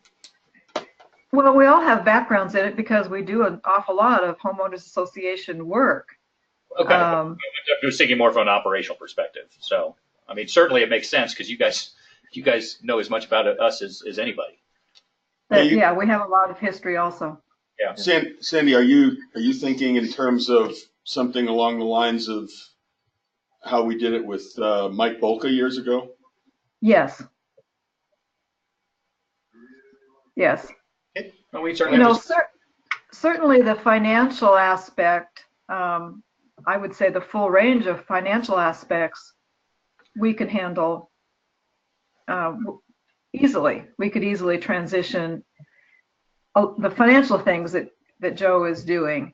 However, there is a lot of other things, the contract work, the history on things like the water and sewer and pressure reducing valves and stuff like that. That's going to take some work at getting up to speed there. It's just a suggestion. It's just an idea. No, I'd be glad to talk to him. Again, you guys have perspective. about how other homeowners associations are tackling or not tackling this issue. Just like we'll talk to our attorneys, be glad to talk to you guys. I think that would be great perspective. Yeah, Okay, good. that is you, I mean, you know the associations that you work with. Perhaps you can make some recommendations on other folks that we can talk to. Other I think that's possible. Okay. Any other discussion? I think we had a motion and a second, right? So you seconded? You got the motion, right? Okay. Any discussion from the audience? Any comments there? Nothing? I'm just listening at this point. Okay. No comments online? No. Okay. All right, then I guess we can move for the vote. All in favor? Aye. Boyd? I said aye. Okay. All right. Thank you, Eric. All right, time check. It's 9:55. Let's knock out ARC next, if you don't mind, and then you guys. There were two submitted. I guess we can do the easier one first. Well, let's just the other one we couldn't take action on until the spring anyway, right? Yeah. So I would suggest we just deal with the one that was just submitted a couple of days ago. It was fireplace. Yeah. What unit number was it? Was like 751? 731. 731. There's the homeowner is wanting to put in a gas stove, and their first proposal is to put in a side vent on the unit. But the situation is the tenant, it's right in front of the deck of the next door neighbor. So that's their A choice. Their B choice was just one higher up on the wall, which would still be visible to the tenant next door. And then their C choice is to have one on the roof. That's typically what we do, though, right? The roof fence? Yeah. I don't think I've ever seen one that's So- on the side. We've got a few, There are a few but out different there. circumstances. I have on one. that. Depending on the site. So my recommendation would be to approve the one going through the roof. So it's not visible to the neighbor next door. Where's this property? 731. 731. Campbell, okay.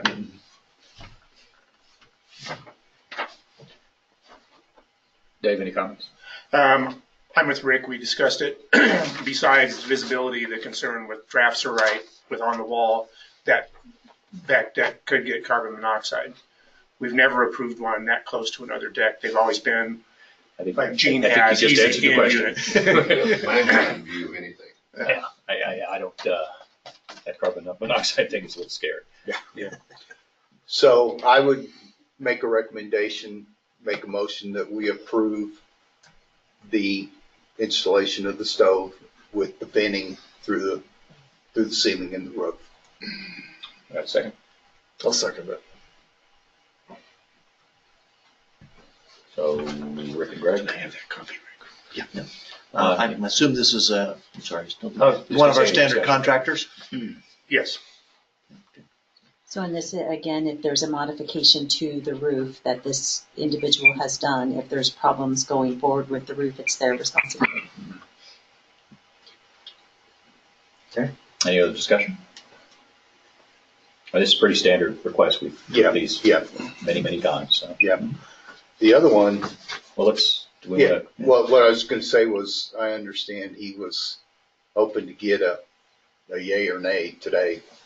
Oh, I guess I wasn't aware of that. On the second one. Yeah. We want to vote on the first one? Let's vote on the first Okay. one. So we have a motion and a second, all in favor of approving the request for, what, 731? Yep. 731. All in favor? Aye. Aye. Aye. All right. Got that one knocked out. I don't really know if we're in a position to do anything today, but Go Yeah. ahead and go So over the second one, I don't know the unit number, 706. 706. The owner wants to, he has an elevated unit in Gamble Oak. Down there as you go down the first unit that's elevated, he wants to install a garage on one side of the pilings and storage on the other side of the pilings. This is the unit in, when you go down the road. and First one with I buy it The every one time. with the gabled With the roof, gable. it's got the big open area Yeah, underneath. yeah. I was looking at it when I drove down yesterday. It doesn't even look like it fit a truck under it, but We've actually talked about spending the money, general funds, and skirting that area just to make it look better. So you're not looking under, you don't have that big cavernous hole under there, but that's a different matter. Yeah, and that's part of his proposal is to put skirting up around, My initial reaction is I've owned up here 6 years and I've attended most every board meeting, and I know there've been other requests down in Gamble Oak for storage to be installed underneath the units, and they've always been denied. And, I agree. And I if we did this, then I can't see how we could deny anybody else. I don't know if it's a matter of record, but this owner has requested this previously. I don't know if it actually happened officially, but he was pretty much told no. Okay. It'd take digging back into years ago minutes. So this might not be the first time this request has been made. You remember that, Dave? No, must I have think it been was my before time. your time. Yeah, there has been the one. I think it was when Gibson. Gibson was president. Okay. Yeah. But I know the way he's got this with the garage and then the enclosed storage on the other side. I mean, as proposed here, I would have to lean towards not approving it because, we've always declined other requests for storage. Yeah. Is this a full-time resident? No. No, I think. Matter of fact, he's not here much. No, I think it's more a function of he's paying to keep a car up here already. Oh. He keeps it down at Ann's place. And it would also, it's not something that we probably could just approve as a board because we'd be conveying some property to him that's common element. That's true. He would also, That's true. he would also have to make arrangements to cross glacier property, so there'd be some issue stuff there too. In talking with Dave, there's also, Glacier won't even let us put a conduit in to drive. Yeah. to drive Actually, Glacier has already approved their part. There's a letter from Bill Greco saying that they'll allow the drive because, to it. yeah, what Really? Bill's saying What? is Really? we put Yes. up the corrugated skirting, so to him, it's aesthetically Not better. as Glacier, but as the municipal utility district. They've already blessed it. I find that, well, because he wants the skirting. Who does? Dave? Glacier. Oh, Glacier wants Oh, they want to see it. They want to see it enclosed. Well, here's And then some other things that Dave brought up when him and I discussed it is there's gas lines that run underneath that. Those might have to be relocated. The way the drainage is set up right now runs through underneath there. That may have to be rerouted. So, there's a lot of stuff there. And so, if we wanted to go forward on it, we'd have to get a vote of the ownership, in my opinion. I think you would. Yeah. Common elements. Yeah. Common element. But from You've already seen on that. just based on past practice of the board, it would be my recommendation to decline. Personally, I'm in agreement. I just think you create, several things. Number one, we've already said in the past, we don't want people storing underneath. You expressed, you want to spend $5,000 to go clean up all the crap that's underneath the units already, which we've got to do. I think you set up not only a precedent, but also an argument of the haves and have-nots, because there's very few units that have that kind of configuration. And while I certainly understand wanting to Just leverage, because just because this owner owns the unit directly above that, why couldn't the person next door or this person next door make the same request to use that space? Yeah. And why wouldn't you give it to them? Why would you give it to one of them and not the other? Yeah. This is full of mine. This is a minefield. Yeah. Any other comments? So do we need to make a motion, a formal motion? We need to make a motion as to whether we are going to approve it or deny it. Okay. I will make a motion that the request for this unit 706, I believe, the request to install a garage and storage unit underneath the building be rejected. I'll second it. If I can. Can I second it as president? I guess I can. You sure you can. You're a board member. Yeah. You might want to open this one up for discussion. First, opening it to the board for discussion. Yes. Yeah. So anybody have any other comments or discussion around it? I mean, I can't see that we could do that. It's Just way too many moving parts. Yeah. Yeah, I mean, obviously there are mechanical things that have to be addressed, whether they can be resolved or not, including that common element. I think I was the first one to raise that. I still think that's an issue. The question is, is the board saying no because of the precedent it sets? Because that I think we can vote on. If it's on the mechanical things, then I think you just go back to the owner like we would do with other things that we don't like and say, here are the problems. It's up to you to figure out how to resolve them. I think we're basing it on the precedent that it sets. Yeah. Well, I think you can Then I base think it you can on. vote. I think you can base it on any other good reasons why you wouldn't want to do it. Yeah. Are you going to open it up for discussion for anybody who's not a board member? Yeah. Feel free. So I have a little. This is an aside.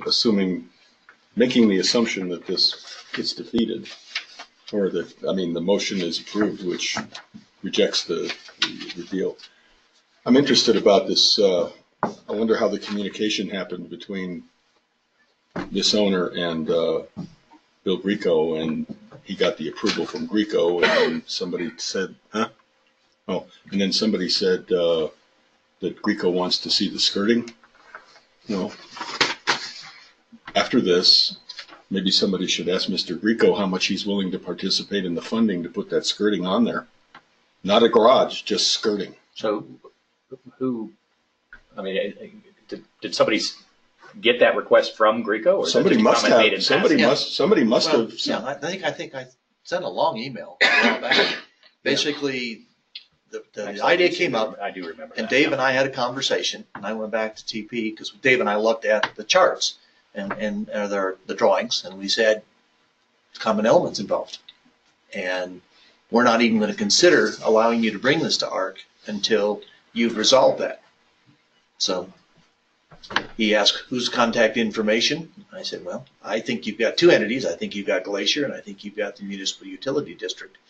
You need to get written approval, which there's a letter that's back, and I apologize if I didn't send it to you. No, I didn't see it. That I'll send it to you, that says, as president of the Municipal Utility District, they would have no problem with the proposal. I knowing Bill Grieco, I can't imagine him doing that unless there was something he thought he would benefit from for doing that. And if he truly wants to see that area closed up because he believes it's an eyesore, and I think it is, it always has been, then, maybe we approach him and say, I know this is outside of this, maybe we approach him and say, hey, Bill, we're considering doing this, but it's pretty expensive, and we don't want, we can't get the board to approve the funds. You want to help out, and we'll do that. We did it over on the condos in Eric's area, where the adjacent to the number 7T, and we did that all on our own dime. Of course, that actually was part of the Pinecone remodel. Yes. Exactly. So the Pinecone owners paid for that. But anyway, that's just there you go. That's my comment. What I will do is the list of all the items that we need to talk to Finnegan about anyway. I'll just add that to the discussion with Finnegan and have Finnegan talk to Grieco. Yeah, don't make it a unique item. Just add it to the list. You're good. By the way, item. Well, was that 706? 706. 706. All right, any other discussion? Anybody, any comments from the audience or online? No? I totally agree that it needs skirting back there. It improved the back of the pain cone on number 7 there. A great deal, and I'm sure that would enhance the property there. We've looked at that several times in the past. It's just such a big area. The cost is quite a ways up there to do it. Skirting, you mean? Skirting that whole thing, yeah. It was proposed from the Gamble remodel, wasn't it? I don't know. I think it was part I of it. remember if that was part of the, was possibly going to be part of the Gamble Oak remodel or not.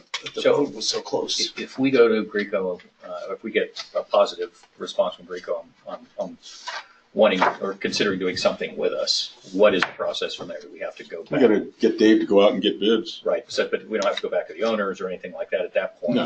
Of This those isn't- units, this is just, that's a decision we're making. This is a board decision. It's common property. We can Okay, that's what I we thought. can do it Just wanted to make if, sure. if the board approves the expense. We can go forward with it. Did you have a question? Well, I was just going to add that the party that's proposing this, along with the others, could contribute to the skirting cost.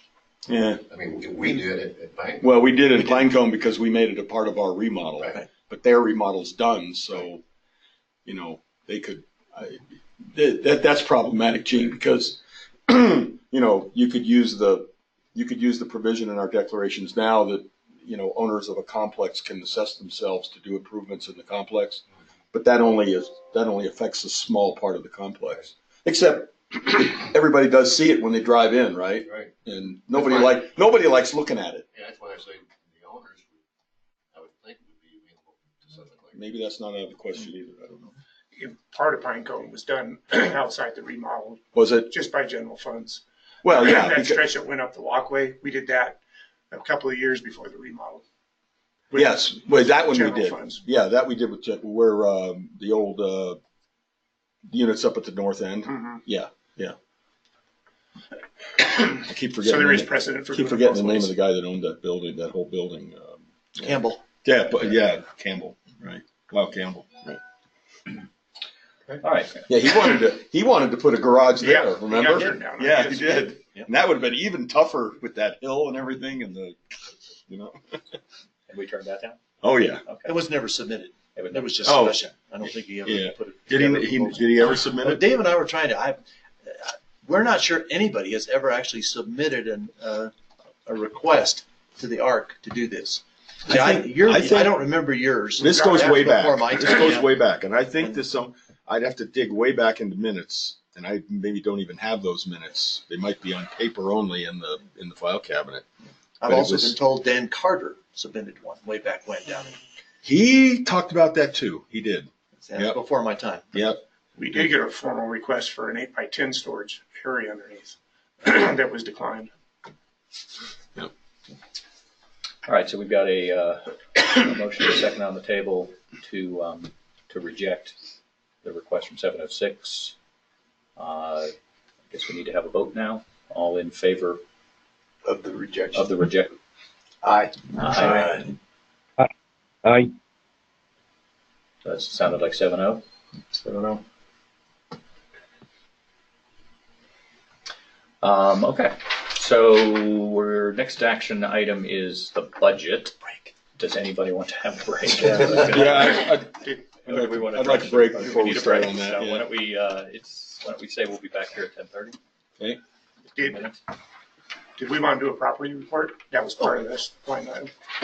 Oh, Sorry, my bad. I mean, I can skip it. It's not No, much no, because let's we just skip did it. one a month ago. let's Dave do the property report. Yeah, if you want to do it real quick, that's fine. Okay. I just Excuse me. I forgot to put it in there. In grounds, we're moving ahead.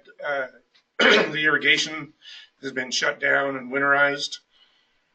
Working on the north end of Pinecone. We did do one full day of tree trimming. We're hoping to get one more this year. The fall heater PMs are about 80% complete. Mailboxes, we're still trying to get Gamble Oak mailboxes in this year. The north elevator, I think we talked about, it's been delayed till the spring shoulder season. Bats, we covered in detail. We did more than we had budgeted for. We're done for the year, but we'll continue again next year. Yearly painting is mostly complete. They're finishing up a few things at High Point and Pinecone. A lodge PRV we're going to have scheduled for later this month. It will require a full lodge water shutdown for the better part of the day. Fire panel replacement. We are putting in a new main fire panel. That actually starts Monday. It's probably going to be a 2 to 3 day project, and so our fire system will be down. We'll be required to do fire watches 24-hour a day, which we have lined up. And the TV project has already been commented on, so that's pretty much what I've got. Okay. All good stuff. Can you give that to me in writing, or? Yeah, I'll email it to you. Thank you, sir. Appreciate it. All right. I already So emailed you my let's stuff. break for 15 minutes. Can I do one housekeeping question? Sure. Dave, yesterday in the budget meeting, we talked about a roof appraisal next year, and we threw out the number 5. I don't know if you've thought about that overnight, or if you have any further, but during break, can you and I talk? Sure. As to whether that's the right number or not? Thank you. Yep. Works. Okay. Anybody else? Now we can. Can I make a motion to take a break? Oh, I'm kidding. The chair can decide when to take a break. Yeah, tonight. All right. We got, This is, We're coming to the important stuff. this is a good idea. hey, Boyd, you still there? We're adjourned. Can we do a lifeline? Reconvene. Each team Yeah, can that's do it. one. Oh, yeah. Boyd's here. Okay. Yellow carrot. Um, We can talk that later. I think it's not- we have one more motion we need to make to formalize the chairs of the art committee. And I think we had determined that Rick and Boyd were going to co-chair. And I think Eric has pointed out that because it's a required committee, we need to have it formalized by the board. Rick is chairing the committee. So I'll just make the motion that we are going to ask Rick and Boyd to chair the art committee and work with Dave on any issues that come up over the course of the next year. Got a second? Second. Eric seconds. Any discussion? No. This is pretty clean. All right. All in favor? Aye. Boyd. I got it, Boyd. Well, I said aye right along with you. Yep. Oh, man. Yeah, you could just type your eyes in the chat. How's that? You recused How yourself. about if I oppose? All right. That's done. All right. So, Joe, let's kick into the budget. We've got, what time is it? It's 10:30. So, fire away. We walked through a lot of line items, so we probably don't need to get into a lot of. No, I mean, I think I just intend to hit the spots that we didn't get. I'm not going to go line by line. Okay. Yeah, I'm just going to hit the spots that we discussed yesterday. Maybe pick out any places where I thought there might have been some board discretion that was tabled or had not been exercised. You mentioned the water and sewer thing last night, so we talked about that. So is it up there, Gary? Yep. Okay. All right. So I emailed this to everybody early this morning. Yeah. And I think Gary passed around hard copies as well. So use whichever changes. Sandy, are you there?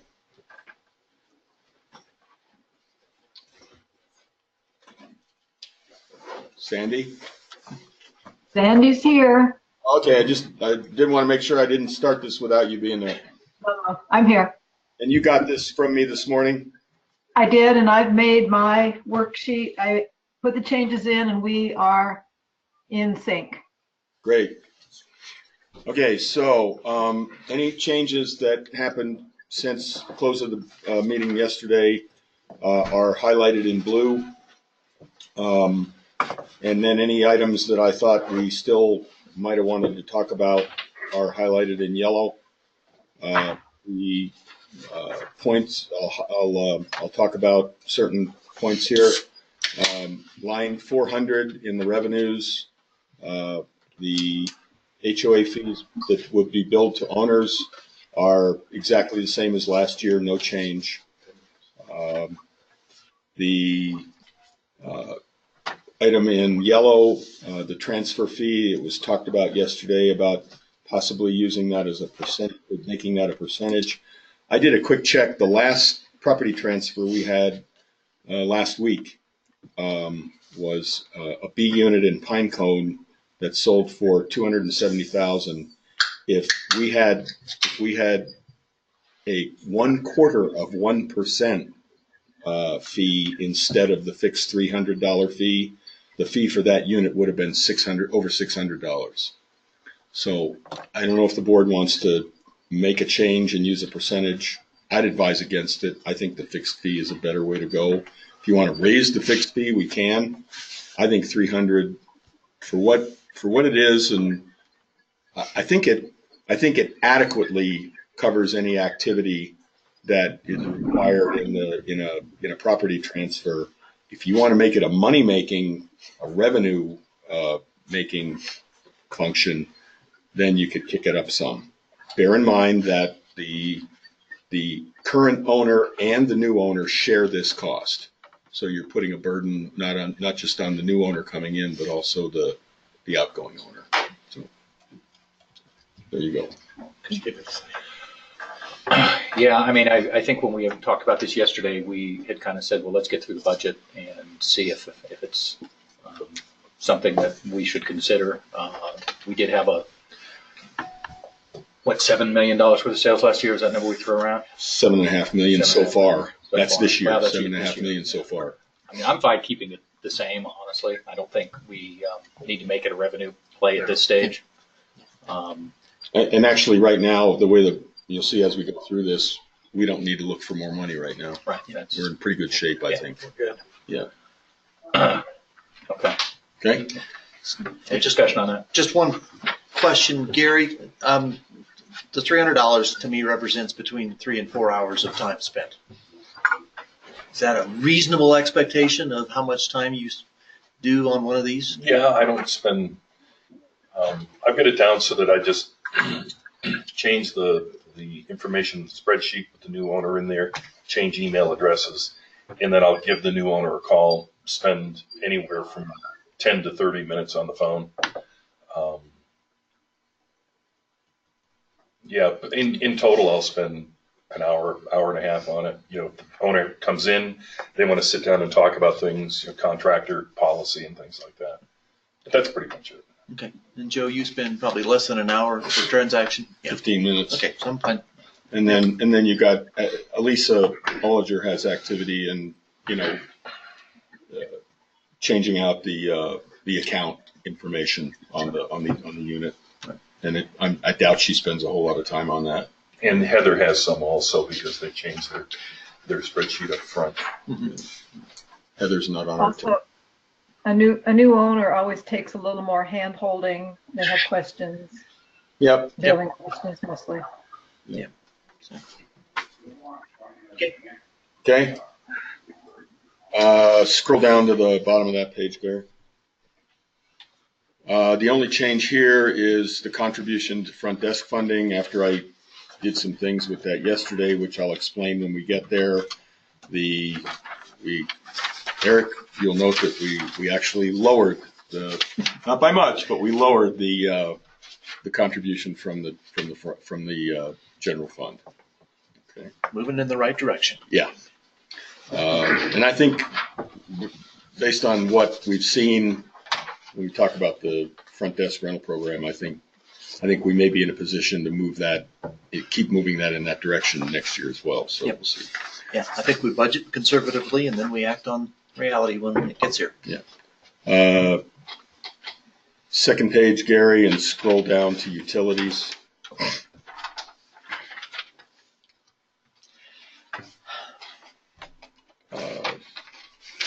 I think we actually made that change in the telephone yesterday. So I don't know why I've got that in blue, but I think that was already there. But anyway, I did make a change in the note to estimate the $21.50, which is the current amount we pay Glacier for the bulk phone service. 8 months is representative of how long we think we'll continue to be on Glacier's internet and phone system. and then an estimate on what phone system costs might be for the balance of 2019. And these are all wild stabs because when it comes to internet and electricity, or internet and telephone, all we can do is give it a shot and see where we end up. Both of those are going to be cost neutral because if they go up or down, the owner's line item assessments will go up and down with it. So it won't affect the budget, but it'll remain cost neutral. Water, again, we're leaving that as it is. That includes, somebody asked me this yesterday or last night. Where's irrigation water? All of our water that we get from Glacier is in that figure. Our actual base cost for domestic water is something less than that, and then the rest of it is an estimate of how much we spend on the monthly irrigation costs, actual costs when Glacier reads the meters and bills us for the watering in the summertime during the growing season. I guess the only other question there, and Scott, you brought this up over dinner last night, is whether or not when we do the assessment schedule for next year that I'll be communicating to Elisa, whether or not we talked about making water a line item. And the discussion last night was that seemed less and less like a good idea. Well, I think we should communicate in a separate communication to the homeowners that those negotiations are ongoing, and that, given for transparency perspective, if negotiations get completed in 2019 as we expect, that right now the current charge is whatever we decided it was, $91 or per unit, and just let them know that that's the assessment that's getting paid today. But just do it in the form of a communication versus breaking out the billings. Don't break it out on the statements. I just think it's going to create a lot of unnecessary questions and noise, which I hadn't really thought through. I agree. I originally said it was a good idea. I agree. And then the only other item here that there was discussion on, and you've already talked about it, is the electricity, the restaurant's share of the electricity, which amounts to about $4,800 a year. And I guess it sounds to me like the decision is that we're going to continue to foot that bill for a while until you have further discussions with Sari. That's correct. Okay. Can I just revisit one line, fogged windows, real quickly? We've budgeted $10,000, certainly for the last 5 years at least, and I see Joe's comment. I've heard from Dave, I heard from Gary, I've heard from owners that we're not gaining on solving this problem.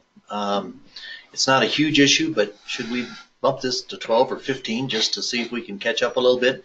I think we've overspent our budget the last 2 years. It's not a big item, but some owners seem to be a little burr under the saddle. They're not very happy with us. I don't know how Gary feels. He probably gets more calls than the rest of us. The budget 2 years ago was $5,000, and I think last year it went up to $8,000. This year it's $10,000, if I'm not mistaken. I don't recall exactly.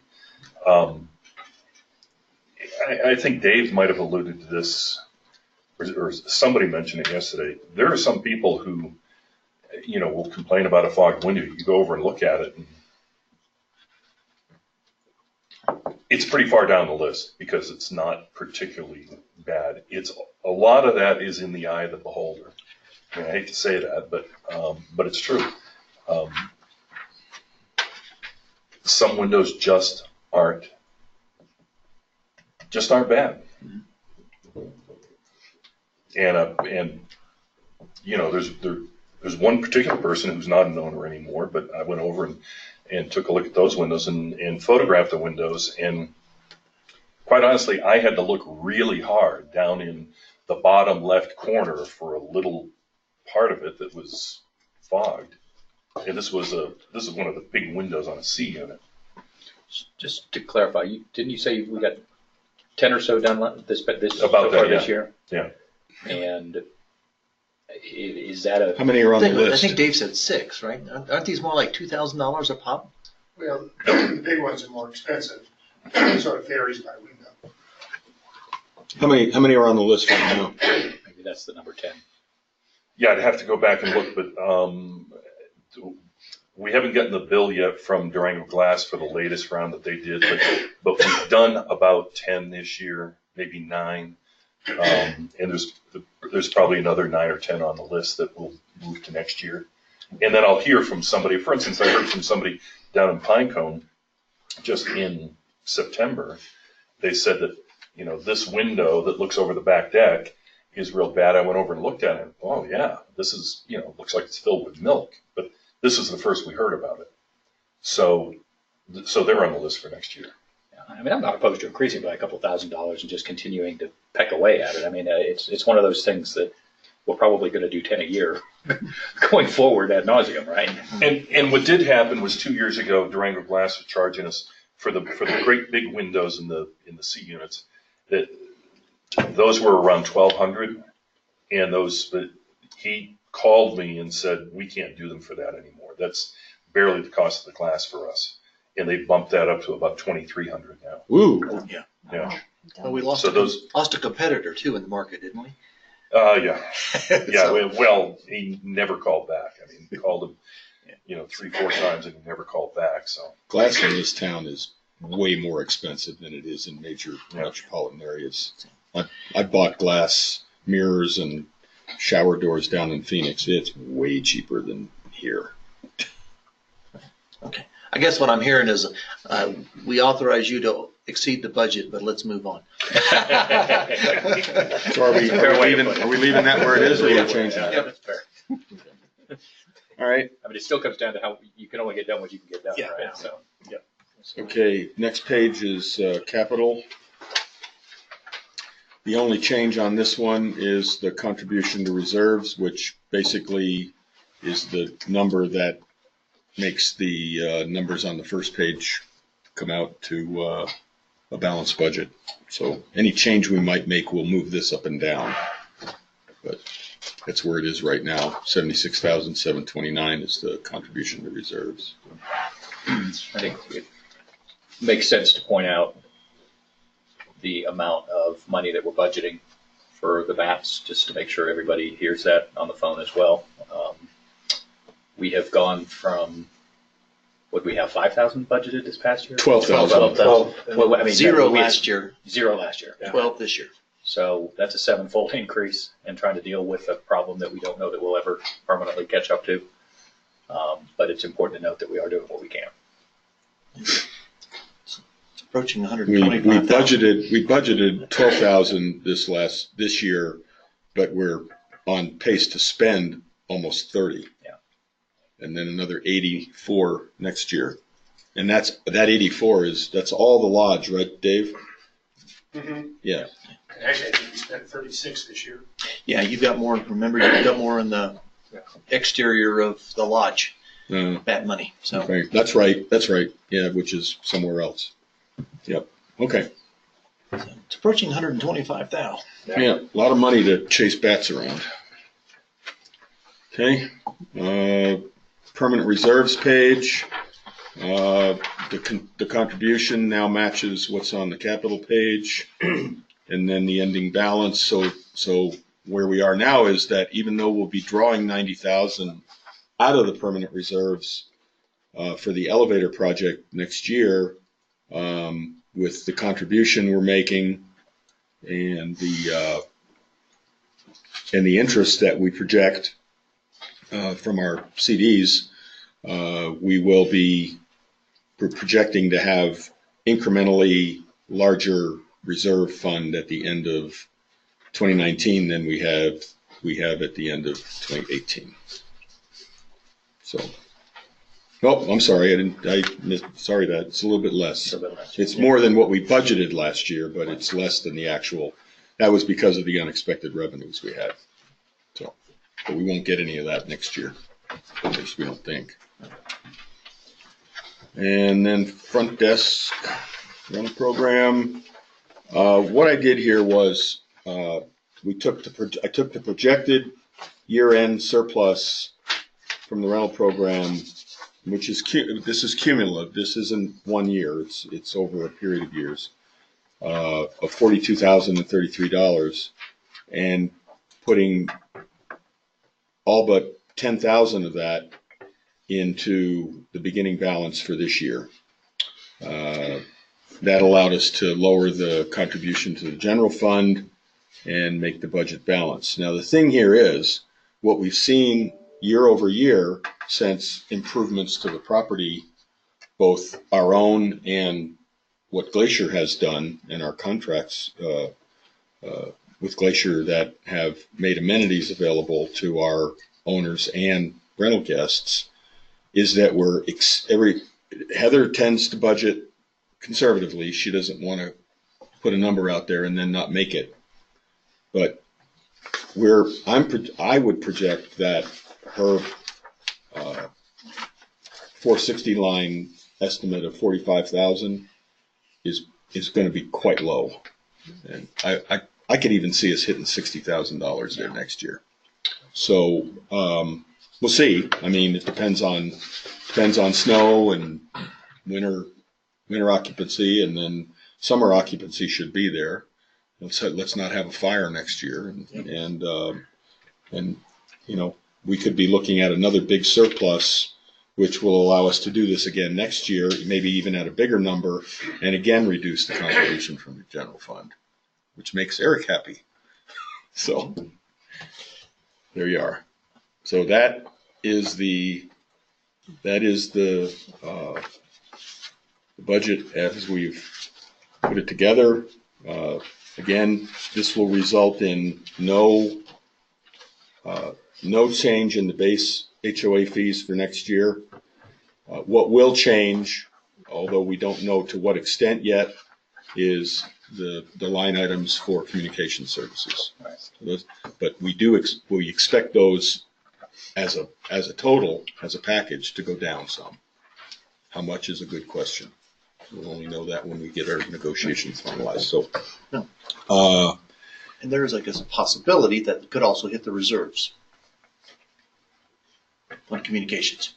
Yes, we could hit the reserves on communications if we have to put in a capital investment with one of the ISPs. Right. Yes. Yeah, I'm good. Thank you. So, any other questions from the board? Any other places you want to look at changing anything? Looks good. Looks good. Good job. Then I would ask somebody on the board to make a recommendation to adopt this budget, and then we would proceed with the president putting out a letter and sending this budget. I'll clean this up, take out all the mess, and provide you with a clean copy to be sent out, which per our bylaws has to be sent out to all the owners. Then how many days? 60 days prior to the next board meeting. Next board meeting is January, what do we say, 30th? So I got to do it by the end of the month. By the end of this month. Yep. Okay. Yep. I will make the motion that we approve the budget as submitted. I'll second.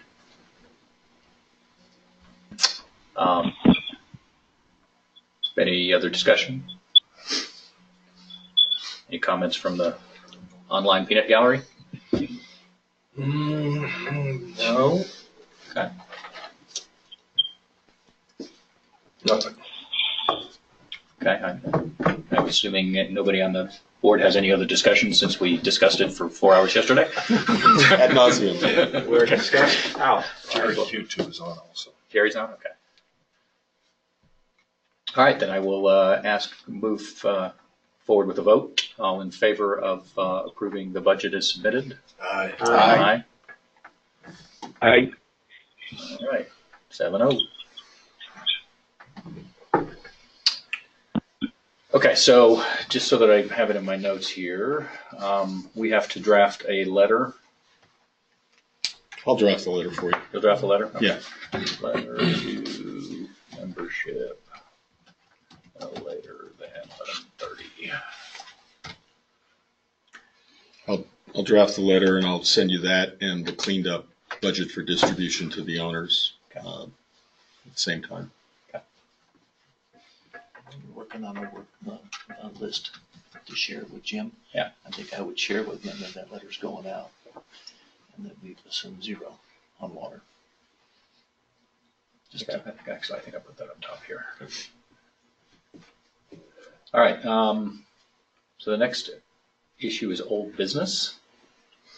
I didn't put this on the agenda, but since I did it yesterday, I thought I'd bring everybody up to speed. We do have the business of the property transfer related to the 2 parking spots and the area on the north end of the lodge. They're still waiting on the title commitment from what was explained to me yesterday by Christina. They expect to have the title commitment next week. They alluded to the fact that, or Christina alluded to the fact that we're not necessarily in a rush and Glacier's dragging their feet on getting it done. I opted not to go sign the plat, even though I could have run over there to get it done. You opted not to? No, I signed the release document. The release document has been signed, but she didn't have the plat there. Oh. And I felt like because we still had negotiations going on the MOU and other items, and since we still have the title commitment back and Glacier hasn't, moved forward with any of that, there was no reason to rush over and sign the plat immediately. I'd rather have that. So as of right now, do we not own that property yet? Or? We don't have an updated title commitment and won't have it for a week to 10 days. Okay. And the plat itself still has to be signed. Yeah. If they had to ship it to me, they could do that and we could sign it that way. Yeah. But I just maybe took it on my own accord that we still have a couple items that we need to get commitment from Jim on. We still don't have finalization of the suggested amendments to the agreement as it relates to the pool and spa area or the fitness area with the things that need to be fixed there, as well as the alcohol. That's still pending a response from Harris. So while I signed the release, I just felt like it didn't make sense to rush over and sign the other piece because we still need to have discussions with them on the MOU and other items. Have you been able to verify that the signatory on their side has the authority to sign? I know we have a power of attorney. The signatory there was, I don't remember the name now. She gave it to me yesterday. Oh, the Trish, whatever. Yeah. Okay. They issued a power of attorney. Okay. Yeah, that was my understanding from Christina yesterday. That was my big hang up, is that the guy who signed it didn't have any authority to operate on behalf of that holding company. Yeah, but my understanding is this competition. Yeah. So I'll put out any other old business we need to discuss. Just quick question. So we don't own this up here? Not yet.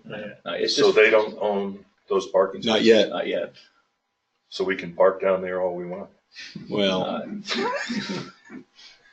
just throwing that out there because they've got their signs up there. When you're in there working out, Gary, you can park there. Thank you. How's that? Gary, pick your fights. I just wanted it on the record. Yeah, if that 16 feet makes that much of a difference when you walk up the exercise, by the way. The chances of him exercising. He's going with me today. Oh, I'm thinking of getting exercise by parking there and then walking to the going with you, but he office didn't every morning. go with you. That's right. I was just gonna get him there. I don't know what's going to happen when you do, but I'm sure he has a card with him. He'll be all right. That's right. did you even sign up for a card? Yeah. You did? Oh, yeah. Oh, okay. I got a card. It's down here, and there's to the right, Gary, and then downstairs. Follow the sign. You'll be fine. Okay. I'll join Boyd at 6 o'clock in the morning. That's what I was gonna Right, do. Boyd? Do that. There you go.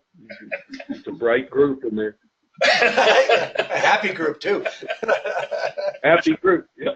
Come join us, anybody. All right, any other old business? Not that I can. I don't think so. Okay. New business. Anybody have anything new they want to bring to the table? Any comments out there on the folks online? No. Okay. Well, it is exactly 11 o'clock. And we need to have an executive committee meeting. Right. So I suggest we break for executive committee. Executive session. And I don't know that anything material is going to come back from executive committee that we would need to vote on. So we may just adjourn when we come back. But we will go ahead and break now for executive. Are we staying here? We can stay here. I guess we can just stay here. Okay.